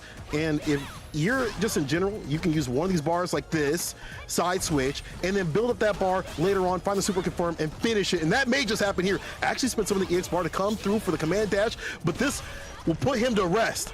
The EX for the stun, and then you're done. Jesus, look at the damage, yo. You're talking about that bar, we're talking about EX, we're talking about Karen? It's nasty. You know what's kind of funny? So we did get like a full breakdown of that game, but there were shades of Punk. I feel like after that sequence, instead of building that meter, for some reason, I feel like I saw Punk pressing down on his D-pad, because you know what happens after every stun. Like he likes to check his peripherals immediately after. For some reason, I expected Mago to do the same, but he went for the Mugen Kyaku meter building. So good on him. Good on him to build the meter. You know, get himself a little bit of extra to make sure the EX Orochi was available. Nice work. Mm-hmm. That's good. You have to check your controller, make sure there's not, it's not, stuck in the downward position multiple times down. Good stuff here from Mago. Also, again, with that aggression, being able to keep up with Akira and the persistence of that character. But also, we see the defense too. He's been able to block out a lot of the dive kicks, EX editions, that have been catching so many people over this league. Season, week after week, day after day, people have been caught with that wake up EX dive kick, or just the normal dive kicks coming through from Akira. Not Mago, not so much. And he's making the most out of some of these conversions, especially at the end rounds. I think that's a very astute observation, just because of the fact that Akira has gone away with so many of those wake-up EX dive kicks. Even Fujimura has taken a liking to them. He's starting to do that himself, but like, what can you really do against it? Mago seems to have the right answers so far. Defense and offense. Get around at the right time. Now Mago the defense outputting the offense. Puts the shoulders on him. Good check, though, on the wake-up. Akira put him in the corner with the spiral arrow. Oh, deliberate walk back. Watch out for the stun. I feel like EX would have got that done, though. Still don't matter. Absolutely right. Akira cleans it up. Yeah, no, I think Akira, knowing full well that he was in control, he's like, you know what, I'm not going to spend my bar here. I think I'm going to manage this stun without it. I mean, he had a hefty life lead. He wanted to build some meter to himself as well. I think it was an excellent decision. Oh, Mago actually missed his opportunity to get a full conversion off of that counter hit. So going in, wake up with a back throw, though. Akira still wake up with that TK dive kick, maybe to beat out a DP or a dash up. Now putting on the impression, up in the corner. Finds the fierce fist to face right in the super situation. There's a lot of damage. And that's actually the finish, I forgot. That is a ton of damage. That's Cammy, man. That's Cammy in a nutshell. Akira tying it up 1-1. Yeah, he's... and it's a good thing he didn't spend that meter earlier. Going for the stun, keeping it all the way through. That was about, like, what, 35% damage coming in from the side of Akira? But, Mago is akin to do the same thing as Karen. Both of these characters are very much so powerhouses. So, I mean, it's one of those things. He's like, he wants to make sure he utilizes as much meter as possible, or at least get the W as fast as he can. And it's perfect for the speed star. That's the conversion Mago missed last time off with a counter hit standing heavy punch, but that was so sick that he gets it again. Sun's on the side of Akira, as you see Mago smelling blood going in. Off the crouch mini kicks, but here's the activation off the medium kick from Akira. I like how he counter poked back. You saw the crouch mini kicks come through, saw it come through with a standing medium kick, find the activation, and get the side switch too. Crouch mini kick and the spiral arrow, gets a call up in the corner. That back medium, back brainless, putting on the plus frames every so often. Moves up in the corner, but Akira's not gonna stay there long. Uh-oh, EXTP though, resend her. Oh no! This ain't looking too good, and that's the finish. Mago sealing it. I love it. The amount of control that Mago had towards that corner, being able to spend, or actually willing to spend that meter for EX percent, that was absolutely pivotal. That was the big decision making there from Mago against Akira. Mago sitting on set point. Now waiting to counter poke. It finds the crouch mini kick. Yeah, runs the shoulder, get that corner push going. Trying to open him up, but Kira catches the shimmy. B shifts away a little bit more on the defensive side of Mago. EX DP, spending more resources for defense this time, the EX bar for the DP. Very smart decision there from Mago, still getting it, but now Akira catching the low forward as well. Big confirm now, trigger is going to be activated right now. Akira still trying to make the most of it, does get the extension off of the uppercut. Is it going to be more than enough damage? It's pretty close. Dashes up 2 times over for the Oki. But still manages to Oki-doke Mago into a big throw bait, a big sigh of relief, because he understands if Akira had missed that, if he got, it would have been lights out. Whole game final round. Mago with a lot of stock. He's gonna spend it. I do like Akira using that medium kick every so often, but I like Mago getting these hits in terms of pressure, putting that V-skill on, build up that bar, that V-bar, and a stun. Neutral jump, though, so smart. We've seen Mago use that shoulder a lot, and now Akira with a neutral jump to blow that up. Is it going to be enough, though? Here comes the big sweep into activation from Mago, applying pressure with the Gura Ken, immediately firing with the roundhouse. You can see Akira getting that opener off of medium kick. The tide has turned. That was so ambiguous afterwards. He missed the empty jump low. That is so unfortunate. He actually did empty jump low short. He thought he was in range to get the continuation off of the lights, and Mago, he's like, you know, I'm just going to get this full punish. That mishap is gonna be all me. We'll take that. Mago's face rubbing it in. He's like, dog, you gotta come through, you gotta come correct. Because if they don't, you're gonna get blessed. And Mago, again, taking that situation in his favor. That's gotta be painful, not only for Akira, but that entire team. You know, the team is hurt from that one. Mago feeling that W, starting off strong. You do not want someone like Mago to get that victory. He's gonna rub that in for days, and Akira, hand in his face after that one. He had the right idea, just wrong execution. The spacing too far out. Unfortunate, and the first win goes to Gyogun. Man, that was so close. I'm kind of curious to see if Mago would have been susceptible to the empty jump low and going into like something like a low medium kick from Akira. I don't know if it would have been fast enough, but that's a ton of donuts on the side of Akira's stats, right? No anti-airs, but then again, there wasn't any anti-airs that were involved, right? I mean, Mago did a great job of keeping the ground game alive. Also maintaining his anti-airs, 44%, not too bad. Also, EX for Senahan wake up 50% of the time. It works just well enough for him. 2-1, getting that W over Akira. Again, not too bad from the Speed Star, just not enough against Mago. I feel like if you're going too fast, you got to be able to turn those corners, and Mago looking out for these mistakes, finding the punishes and sealing it is what got him the victory. And now let's see who they're going to send up against MOV. I feel like if you're going to fight MOV, just on paper, you definitely have Moke that could come through to use that Rashid play. Home discussion going to come up here real soon. You know, Machupo again on the pitch since he wasn't so interested. But the other two, Mizuha and Moke, definitely look like they're very interested in what's going on. Look at them. They're so relaxed. They're having fun. I wonder what Oja Bodystar is thinking right now after that unfortunate, harrowing defeat. But they still have more games to play. They still have more ways to come through. For the stats here again in a second. But Mago seemed like he's having the best time of his life. Mago said, "How was that?" Telling him, yo, how was that? How does that feel? Again, rubbing it in. I told you, don't let Mago win. He's gonna do things like that. He won't drop the issue. He just won't drop the issue. Yeah. I'm thinking to myself, either player right now would be just fine going in. But I think I'm considering the anchor match. I think I'd like Moke against Dogura for the anchor, and Mizuha to get rid of the Chun-Li right now. But I can't tell. I think Moke, yeah, there is a discussion right now. You know, Mago is like, who wants to face off against MOV? Moke is like, may I? It's looking more like a short drama than it is a team discussion. But it is going to be Moke's Rashid next. Okay, I'm glad we got that established. It's going to be the Rashid versus MOV's Chun-Li. Currently sitting at a record at 0-6 for MOV. And the amount of rounds he's played, he still hasn't been able to catch that W yet. But Moke also kind of on the back burner. 1 game, 1 W out of 4 so far. Yeah, we're seeing the EX usage right there, 2.78 you know, bars being used per round, 2.29 on the side of MOV spinning that bar, and only 0.35 you know bar being used for CA finishes. And as you said before, 0-6, no wins so far. I do like this pick overall. I think if you put up Mizuha, I think he could stand toe-to-toe against MOV, but on a matchup kind of thing, you know, Chun-Li does very well against Colleen, can keep her out, got really good buttons to keep her at bay.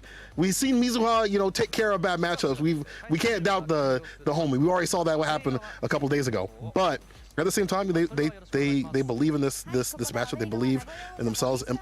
Moke definitely is like, hey, I'm ready for this.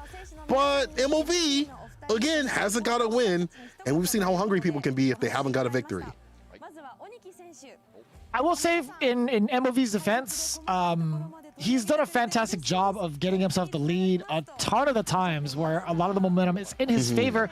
It's just a matter of clutching it out. He hasn't found a way to do so consistently. I think a lot of the games that he's played, he's come so close to winning, even against like majority of the players here. One of the more significant ones was against Tokido, where he had a heartbreaking defeat against that Poison. He could have made it happen, but as it stands right now, he needs to find a way to clutch. As we get ourselves ready for the match, the away team trivia is still going on, and it's what the players pretty much want to say to the casters and the hosts. Oniki pretty much thanks Hamiko for picking up some of his matches and analyzing it, which is absolutely crucial because a lot of the players, especially the pro players, tend to go back on some of their matches in CPT and listen to some of the commentary. And so it's an opportunity to get a third-person perspective on how the matchup is being played and what kind of insight can be given during the matchup itself from a neutral standpoint, right? And Dogura asked earlier, he was asking Hamiko to take care of himself with that very busy schedule. You know, I wish we all got that kind of advice from time to time from Dogura. He actually makes a very valid point. I'm about to say, you of all people definitely need that advice. You have been grinding out here and then waking up immediately to come through out here early in the morning. So, you know, I think that advice from Dogura definitely extends to all of us out here. MOV is relieved that Yamato got famous as doing well. That's always good to see, you know, people doing well in the commentary scene, the hosting scene, and things like that. You know, a lot of new cool rising stars coming through. So it's always good to see people, you know, gotta give on our side of the U.S. your shouts to Rob TV doing work, admirable kumite and stuff. And it's cool that players are noticing that and saying, hey, you know, good job out there. Y'all are, you know, doing work on your own sort of lane. Rising stars, including yourself, St. Cola, coming in from 2020, hot off the quarantine and into the fires, man. Again, we have a lot of rising stars just overall, right? We see the younger generation of players coming in from Street Fighter V, showing off their skills in the CPT, in Street Fighter League, as well as from the commentary standpoint and hosts, for that matter. We have St. Cola as well as Rob TV being, I feel like, one of the newer classes of commentators and hosts, really. So everybody's like stepping up their game as we get more and more into these games. Actually, it's going to be MOV's Chun-Li against the Rashid from Moke. Again, not the best winning record for MOV, but Moke again also sitting at 1-4. Maybe MOV is going to get his W today, but we'll see if Moke can continue the win streak for his team as he promised. Here we go, game one. See what I do, Moke. Gotta be careful about the long-reaching fierce that this character has. We've seen the committal things that happen from MOV, the jump-ins from the commitment off the fierce. You gotta be careful with some of these button placements, but she does have the ways to keep this character out. Finds a crush, and the stomp zone doesn't get the legs, unfortunate. Moke's poking with the light. No conversion with the crouch unity kick, no eagle spike. But this is all right, the activation. Heavy mixer. Back-to-back throws just so within range, right? It's been such a detriment to so many people, and look at this. Rashid making a big boy noise, and the damage as well. It's not going to be enough, but throw range, you already know it was coming. MOV looking for an activation. No, actually, he just goes raw into legs. No. And the whiff punish on the stand heavy punch. Moke with the reactions. That was so slick. And usually, you know, that button's kind of difficult to deal with. I like Moke using the medium kick in there. Okay. Non-committal, too. I feel like if you're just poking that out every so often, it's going to be hard to deal with. And the sweep on the feet, the 7th frame. Moke staying at the right range to deal with this character. AX spinning mixer with a bust out there from Moke. Now into the corner. MOV still hasn't found his way out. He's still stuck here in traffic. Crouching light kick into EX legs finds the mark this time. I do like that. Trying to catch the dash or any sort of movement option from Moke with the roundhouse. Very smart from MOV, but is it going to be enough? Another low conversion off of Moke. Big crush counter. You might be dead. Oh, yeah, reset. Yeah, that's going to see what the DP to do it. Man. Had the ball necessary. Oh, it's so unfortunate. Have another chance at life and still got Moke with the first win with a quick situation. And these corner plays have been real good for Moke. You know, MOV, the defense is starting to get opened up, and it's hard, you know, dealing with this character. So one of the ways to deal with it is just not there. Easier said than done, though. Rashid just pushes the corner consistently, even on block, and you have to find a way out. But that's where Rashid wants to play. It's in the corner, off the backboard, things like that make it really difficult to deal with. We've seen Moke falter in the corner before. That's actually how he lost one of the previous games, where he just threw out that fierce too much, got jumped in on, and it's looking like a similar situation where people are acclimating around the standing fierce. Yeah, it's kind of tough, but I think also Moke's approach, as soon as he let go of the corner pressure, I think his whiff punish game was absolutely on point. Just hovering around the heavy normals, you were talking about whiff punishing some of the fierces as Chun-Li. You have to have a pretty good, keen eye for that in terms of spacing. Most people kind of get clipped a lot of the time to the sandwich fist to the face, the 5-knuckle sandwich. It's very tough also to let go of that offense, right? Moke doing a great job of both whiff punishing and knowing when it's his turn to stop, getting him that first W. So I think he's well on his way in taking it over MOV, just showing those attributes off. I want to know now what MOV has in mind against Moke to keep himself out of the corner. Yeah, it's going to be like, conversion off into the EX, or crush counters like this are really good. But for her, she needs that spinning bird kick or the EX legs to get the Oki. B-skill pickup, here we go. MOV with the oppression. From mid-screen, wake up EX dive kick as a throw bait. Moke gets out of the corner with a JB special. That's not Cammy. We'll have to call it in the US. It is, yeah, there is a JB special. I was going to say, looking like Cammy out here. Wake up dive kick? What do you mean? Oh, boy. Still manages to get the light punish, and now back throw, no, runs into his arms. Okay, bleeding. Does have V-bar to play with, canceling out some fireballs to cover the approach, but the aerial approach is covered by Moke, from MOV, I should say. Walks it out. Look at this defense here from MOV, and the crouching kick to check the walk back just like that. MOV has a lot more control in this match, and that all started from some good exchanges mid-round. Took him down. I like this. This mid-screen pressure that he's putting on was real good. Commentator's curse, here we go. Moke put him in the corner pressure. Let me see that defense. Trying to catch the movement again. MOV does get the roundhouse. EX legs to try to get a whiff punish, maybe against Moke. Does get the forward throw. Moke is still, yes, sir. I do like the whiff punish from MOV with the fierces. A lot more active now with the normals, or reactive, I should say.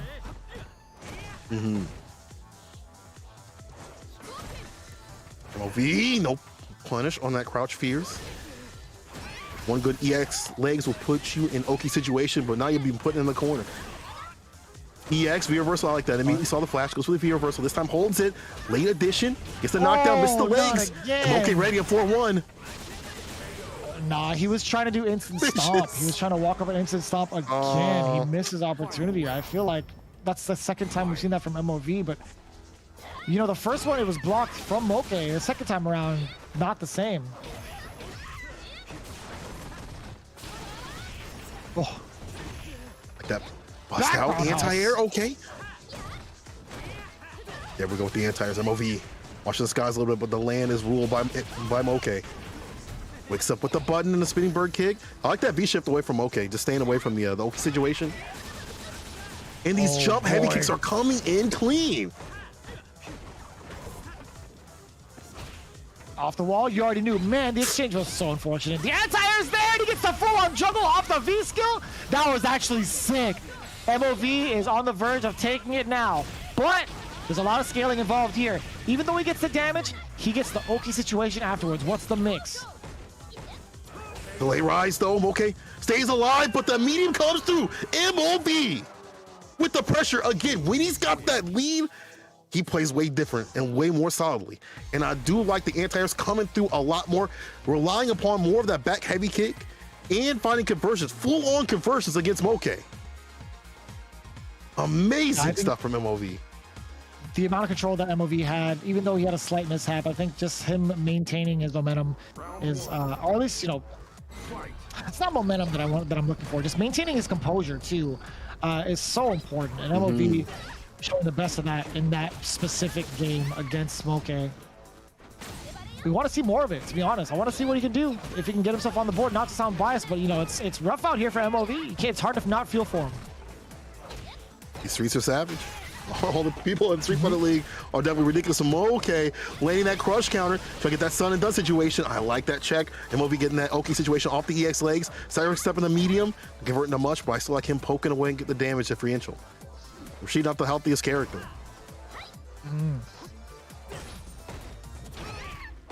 Fighting back just a couple of mediums, but the roundhouse does connect from the side of Moke. Does not opt to go for the V-trigger activation, which is just fine. I think he wants it off of something bigger, or at least save it in a crucial moment to get a kill against MOV. But a lot of fiercest flailing from the side of MOV. Watch out, he might get whiff punished. Oh boy, we literally just set it up. We set it up. We told you. What are you doing?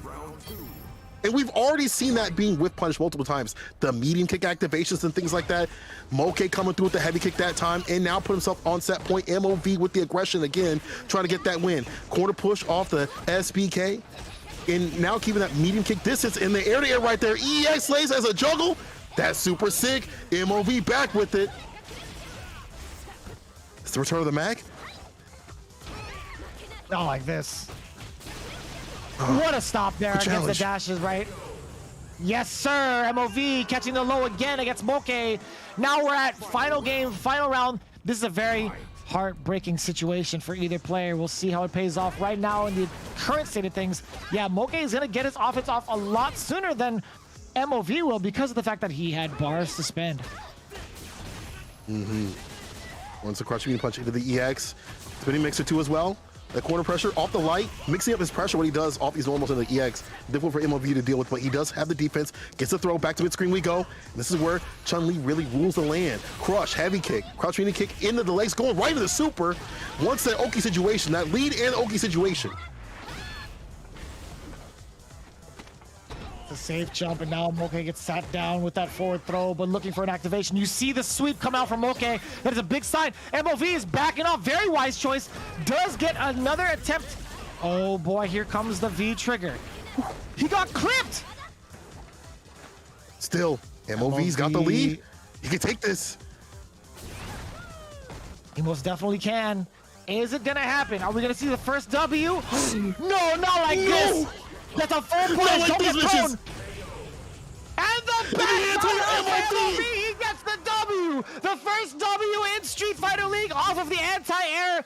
Moke could have gone for an EX Eagle Spike and actually taken away and shattered his dreams, but still MOV stuck to his guns. He believed. He's like, you know what? I need to get this W. I'm going to put all my faith into this back roundhouse. And it comes to fruition. The first W. I feel like, man, there we go. Ooh, you the see victory drink for MOV. Well deserved. Very well deserved for MOV out here. No longer free. And Moke feeling that. Good stuff for him. It's the anti-airs that were coming through. I mean, control is what you gotta have, I feel, with Chun-Li. She's got great buttons and things like that, and the spacing and things like that. But the jump-ins were running rampant from Moke. But MOV coming through in the clutch with the anti-airs, the back heavy kick. You see the DPs in terms of EX Edition were one on the side of Moke and one on the side of MOV. But at the same time, you see the anti-airs 9-12. So 75%, that's really good. And those were leading into some damaging combos. Some big amounts of damage were coming through from MOV's side and locking on that neutral and making it real unusual for Moke. Even though it wasn't always, you know, in the favor of MOV for some of these rounds, it still was like, I will check you if you go to these skies, and it won't be for free. I will say there are a couple instances where MOV actually called out Moke correctly. And those instances were where Moke wanted to use EX Eagle Spike or regular Eagle Spike, even enhanced Eagle Spike in V-Trigger. I think MOV has blocked all three variances of Eagle Spike. So I think overall him finding the faith to use that back roundhouse as an anti-air was very excellent in decision making coming from MOV. Very smart choice. And now we're getting into our anchor matches. Dogura has been waiting in the rafters for his team with that Bison. It is tied up 1-1, so maybe he can get this anchor position going for the 2 points. Mizuha coming in with that Colleen up next. I still feel like this is a match that, you know, if you're Bison, you're not too happy about seeing. It's a little bit better. you know, her V-trigger being nerfed, so you have to weather the storm of that character, no pun intended. But her having the parry can stop all the approach if you're not careful. If he's not careful, we need to get back in. We see the match is about to start. But we see that Mizuha has 6 to 8 wins right there and 9 points. He's the second highest in the league right now. That is ridiculous. Low on the side of CAs, but uses at least 5.04, I should say, bars of meter. That's quite a bit of meter used per round. Yeah, and the amount of accumulates is so quick. Sorry, I didn't mean to interrupt, but Mizuha and Dogura have both scored 9 points, actually. And they're among the highest scoring players in the league. Ah, damn, actually. It doesn't surprise me with the way that Dogura's been performing. Mizuha had a little bit of a rocky start, I will say, at first, but overall, he's really cleaned it up. Being in the anchor spot also doesn't surprise me. I think this is going to be very, very important for the team. But, you know, Mizuha also stepping up to the plate as of late. We saw how rocky it was. We saw him play against someone like Kichipamu in the very beginning. And I will say it was just a little sus. He really loved using that sweep in that matchup, that one matchup that he had. But as it is right now, he's really changed it up significantly, and I do appreciate that from Mizuha. Dogura on his side, a lot of bar used for EX, 6.08 bars of EX used. Not a lot on the side of CAs, but that's the Bison life. You're using a lot of EX bar. You might be using a lot of EX bar to get these knockdown situations. EX scissor kicks coming through to get the hard knockdowns and apply the pressure. But again, you have to be careful about running your sequences. Parries can come through, and we've seen how Mizuha be feeling different with the parries, how he fought Bonchan. So you got to be careful about what he throws out. You got to stagger step your normals, call those out, and go for a lot more throw pressure, which Bison can do. Let's see what it does. Anchor match. Best of 5, first of 3 situation. Mizuha versus Dogura. Let's get it. The final matchup of the week. Again, these guys have been pulling in double duty. Let's see if we can get double the points here for the anchor match. I do like seeing the Colleen from Mizuha and that exponential growth. Dogura with the tried and true Bison. It's going to be so close to call it right now. Swinging for the fences. I like the early aggression there from Dogura. Very active within at least the mid-range. Oh, mistake. And Dogura capitalizes with just putting a throw on him. Dogura, no stranger to any bad matchups out here. No stranger to dealing with any sort of characters that want to delete his aggression off the table. He'll still find a way to use the tools of his character, of Bison. Scissor kick, max range. Hold that throw, though, on the minus situation. Ooh. Trying to get some plus frames out of the corner. Does activate off of the sweep. Psycho Crusher on the way out. A good amount of chip damage as well. And Dogura still within range now. Again, he's looking for the counter poke, which is why we see those 2 crouching medium punches come out. Makes himself safe again. And that's going to be not too bad, spending the Psycho Crusher early. I think with the amount of life he has left, he's still going to be able to, confidently build another V-Gauge. Oh, for sure. Blocking out or landing a crush, which Bison tends to do. Counter hit, actually finds a reset off the Fierce. And a blast, crouch media kick though, activation, the extension off the Fierce. Puts him in the corner with a javelin. You see Dogura just backing away, but that Fierce coming into play. Oh no, that's the end with a double javelin. Yeah, so much damage off of that, right? We've seen the kind of explosion and the impact that Colleen has when it comes to that V-trigger. Big confirm now from Dogura, already starting things off into the EX scissors. Still swiping away the counter hit there. The crush counter, I should say, from the Psycho Wax into the Fierce. A throw will be more than enough. Yeah, Mizuha sniffed it out. Went immediately for the backdash. Does get the activation. Back throw now. All the momentum inside of the Ice Queen. Anti-air right there with the crouch Fierce. Ooh, max range though. Gotta be careful with that. One good light in the scissor kick puts Bison in close range. Just where he wants to be. That back heavy kick rules against the crouching kick from Bison, so hard to put some of these buttons. There's a throw though. Fierce an EX, punish of course. Inferno, double down with the bar. Finish the job with the shimmy, and that'll do it. Final round. I love the decision making here overall from Dogura, finding all the right choices and also getting the information from his opponents, using it against them, using that shimmy at the very end. and still fighting it out very well in the neutral space. I think Dogura has been playing the neutral way. It's such a tough level for Mizuha to try to dissect, right? Still within ranges of getting these low medium kicks and still finding the charges. And not letting the momentum go away from his hand, right? Because I feel like if you're backing off too much as Bison, you're backed up in the corner. We see Mizuha kind of trying to come through. Again, the challenges from Dogura. Back throw though. EX, the timing when he puts out some of these buttons and these normals has been fantastic. But here's Mizuha. V-shift, caught up in the corner. Tries to find the jump back on the scissor kick, no go, but still has him caught up in the corner. And the throw. One afterwards. Dogura could afford to take at least like maybe 2 more. The jump back in anticipation for the activation. He's gonna be stuck in the corner station. I'm telling you, man, Mizuha played him like a fiddle. He jumped back, saw the activation attempt from Dogura, and punished accordingly. Very smart. First game that looked like it was gonna be all Dogura in the set, or at least in the first game, but Mizuha having the right appropriate reads and adaptation. You see the area that he stands at too. That jump back, absolutely perfect. Not only for even the slide activation, but also if you try to come through some scissor kick kind of action right there too. That's like the typical thing you deal with Bison. You just do this jump back, neutral jump, find a punish, and seal the deal. Crouch meter kick in the Inferno though. Dogura trying to put on more oppression approach. You see that the button presses have to be spent the right kind of way. The economy has to be damn near perfect for Dogura in some of these situations. Take throw.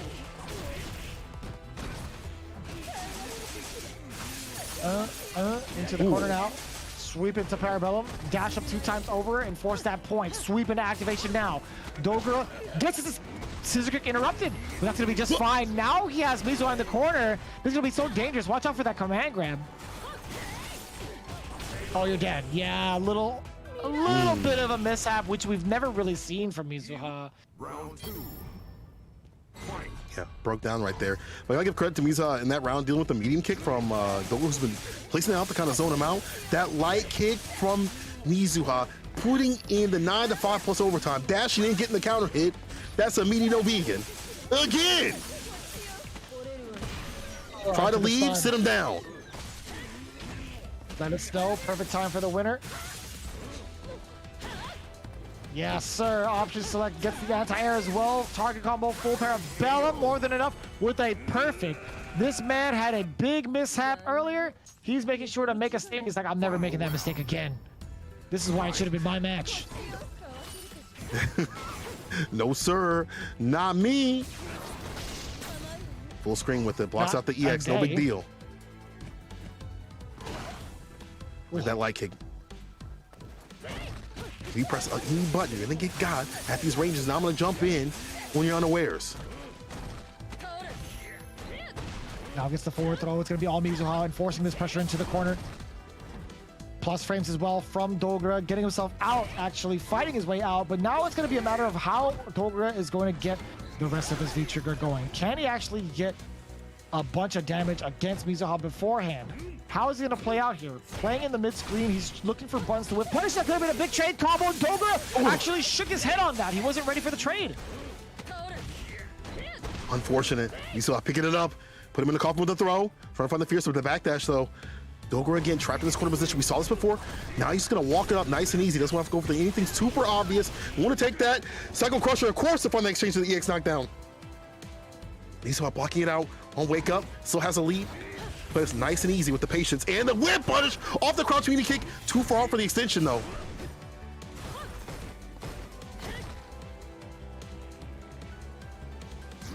Oh, it still could be anybody's game here. 18 seconds on the clock. Mizuha playing the life lead game. Bolt triggers slowly winding down. We're going to see the grind out. The icicle step further increasing the lead for Mizuha, as well as the jump back in anticipation for the scissor kick. Dogura gets back throw. Now 3, 2. It's not going to be enough. Yeah, Mizuha Why the getting game number 2. Of his chin. I'm glad you said hair on his chin rather than the hair on his head. This guy's got, he's got it all already. I said I'd be willing to give you some, you know what I'm saying? I appreciate that. Might need to change. I also appreciate how Mizuha's playing this match. The jump backs have been working out, and he's not just committing the jump back heavy kick. Jump back medium kick has some range. You don't find as much in terms of extensions, but you do find a little bit more in terms of range, and he's staying lame, and he's about to find this win. Game point, Mizuha.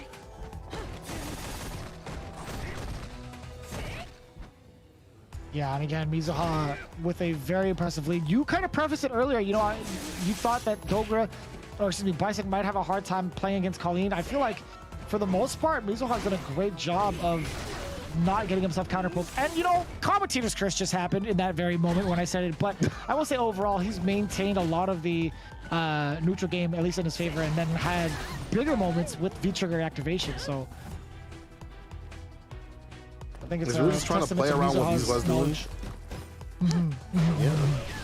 Playing around what this character wants to do is what you have to do as Bison. You have to wait for the whip punches, things like that to come through, and not set up too many buttons. An extension with V-trigger makes it a lot harder to do. These V-trigger situations will put Bison up in the corner, and then you kind of control the neutral a little bit and the narrative of this match. But just like that, here's the activation.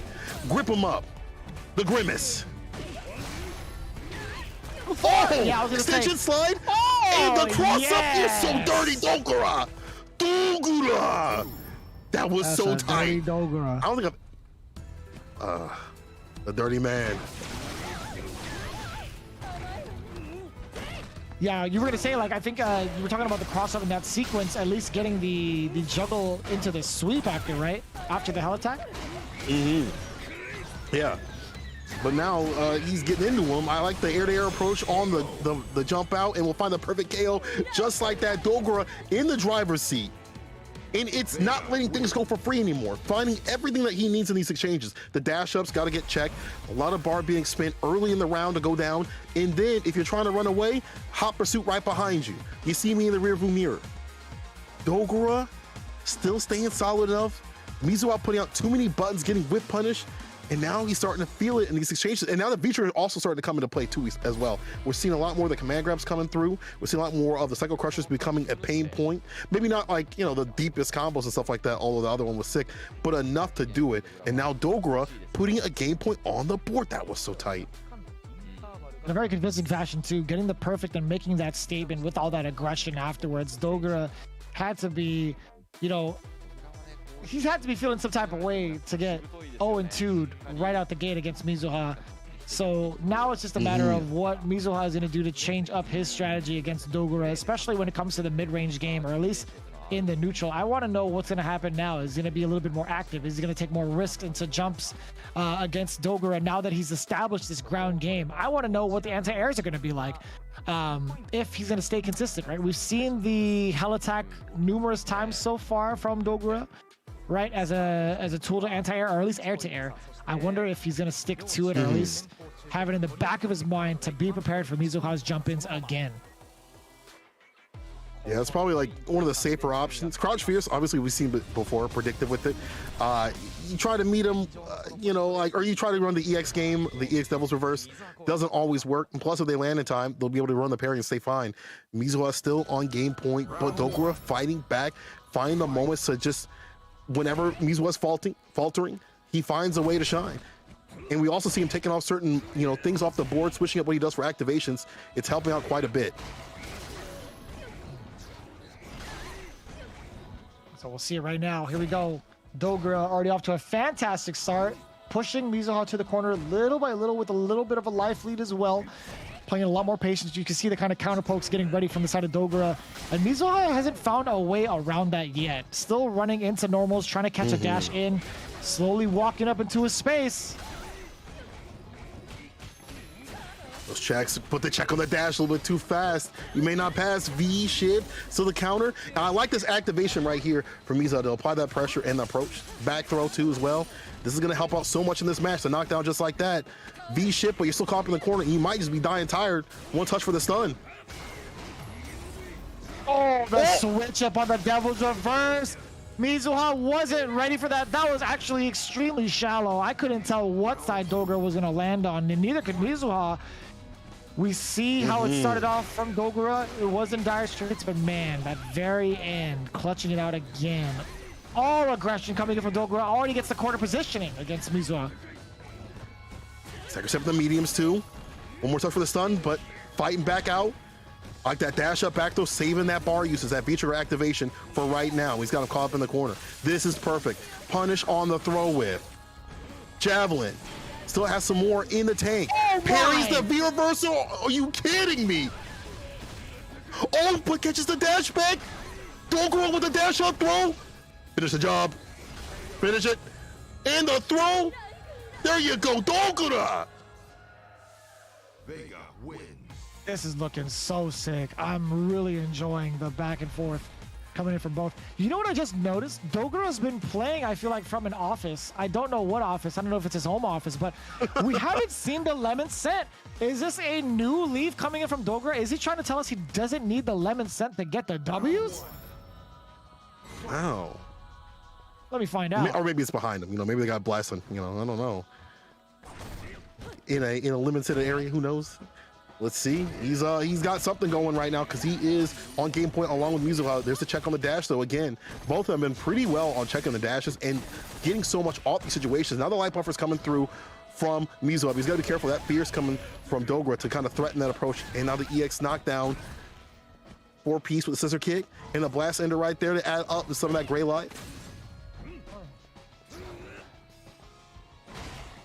We see just about even. Big back-to-back counters there from Dogura. This is going to be so good for him now. He does have trigger on deck, and he just needs one more sequence.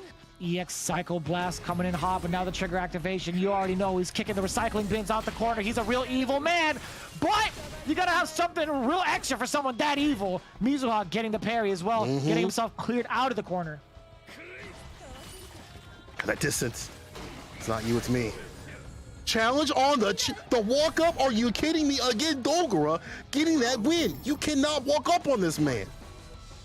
Social distancing, 6 feet apart. We're on set point. You better come with that. Exactly it. Here comes the EX scissor kicks now. Big tech that was ever so important for Mizuha, slowly getting pushed out into this corner. Dogura swiping away with the standing heavies. It's going to be a lot of counter poking here. He's trying not to overextend, but Mizuha hasn't found a way in. This is like the game of his life, I feel like, really put into the test. Solo burst.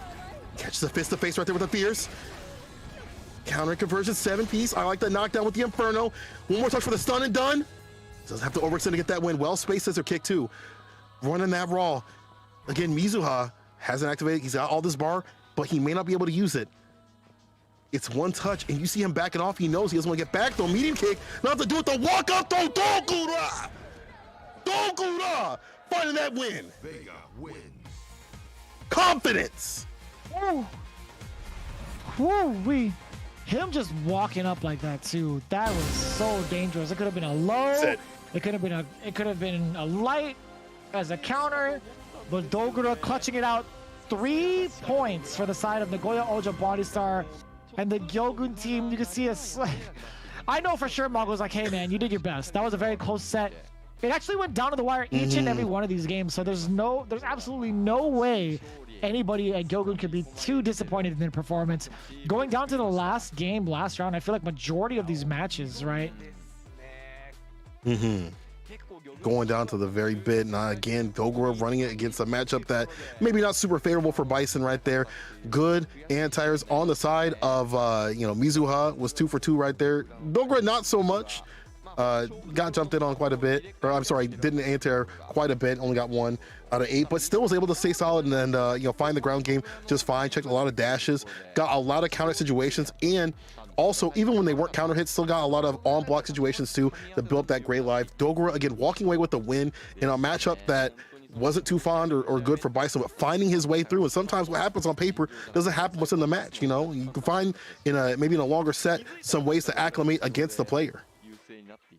Agreed. No, I definitely think so. When you look at the statistic of anti-airs also from the side of Dogura, just not having as much, that pretty much goes to like show you like some of the significant changes some characters have had, and he has to make those kind of adjustments on the fly. Really, actually, it's been a full-on season already, so he should have made those adjustments. But let's talk about the back and forth going on between each and every one of the matches in the replay. Akira falling just short of Mongo. You can see exactly why, right? Akira actually had a very solid start up until the point where Mongo started getting some of these punishes in anticipation of what Akira wants to do. He should know, right? He knows what's going on in Akira's head. He is a Cammy main as well. But I do like the fact that even after this match, Oja Bodystar was not deterred by that gigantic drop that had happened. We're probably going to see real soon here. And despite Mongo's, you know, teasing, mimicking things like that of the V-scale palm, was able to stay solid. And this was the drop right here that was super unfortunate that Akira had in the hands. We might be looking at a different score, but this may have actually buffed up Nagoya Oja Bodystar, because right after that, MOV's very first win happened against Moke. What a win to do it also, because Moke was looking like he was untouchable. You saw that nasty reset in the corner, but we see MOV slowly fighting back. And again, the defense was so strong from the side of Moke up until this point. MOV finding ways to clutch it out. And again, we preface this matchup with how often MOV has had the lead in all of his matches thus far. It's just a matter of him closing out the games. Manages to do so against Moke, full conversion. Again, that came off of an anti-air. Even though Moke had the defense right there, still got with the medium minutes. Some of that closeouts were just, let me stay at that right range to find the right punishes, to stay solid, not get back thrown up in the corner. And look at him, as you have pointed out so many times, the Eagle Spikes being blocked. In that, thankfully not being punished, but Eagle Spikes being blocked, you know, raw that came through in the anti-situations, came through for MOV, finally found the first win, and Dogura biting back from the precipice, fighting back, swinging against Mizuwa, who's been on a hot streak lately, able to stave off the fire and the flames of this dude. Was ridiculous. We see the kind of dominance that Mizuha had earlier against Dogura, utilizing all of the meter as well, and just, you see Dogura, even though he has a deficit in meter, he had such a life lead towards the later ends of these games, playing the game that he wants to play and slowing the pace so significantly. And you love to see the cross up the classic, the Psycho Crusher. But yeah, I was gonna say, Dogura doing a fantastic job of playing to his strengths and making the right adaptations. That was a full-on reverse sweep, by the way. Back from the brink, and even moments like this didn't deter Dogura. I think if anybody else got hit by that, they'd have been like, I'm done, but not Dogura. He said, I'm not dusted. And that walk-up throw right there was what put things on game point. And right here, you see that confidence, that walk-up, that slight walk-up throw to seal it again. Dogura finding that win for his team, the 3-1 right here. And again, teams that are lower below the brink are definitely going to be swinging real hard to try to stay above that red line, to stay fine, to be in those top spots from first to fifth. They want to be up there and not be off the qualification, should say playoffs later in January.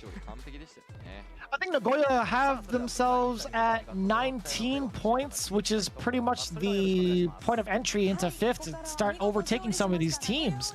So I'd imagine when it comes to tiebreaker situations, it comes down to how many matches were won overall.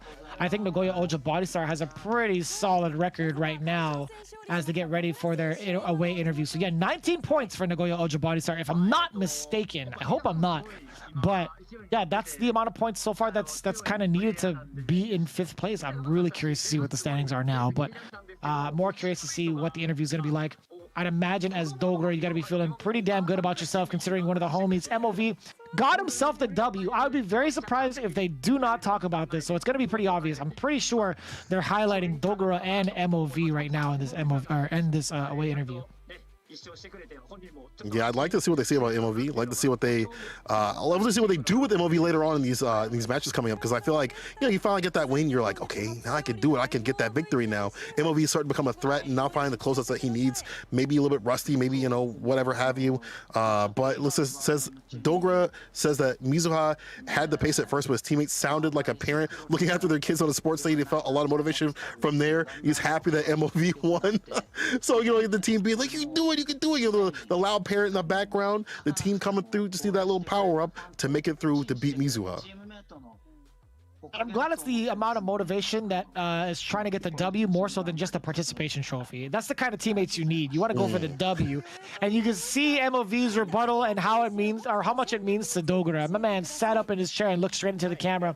MOV saying that Chun-Li in this version took him some time to get used to, but I imagine the adaptations he's put in is really starting to make him feel some type of way, right? He's really grateful to fans that continue to support him despite him getting all of the L's in this current season of Street Fighter League, right?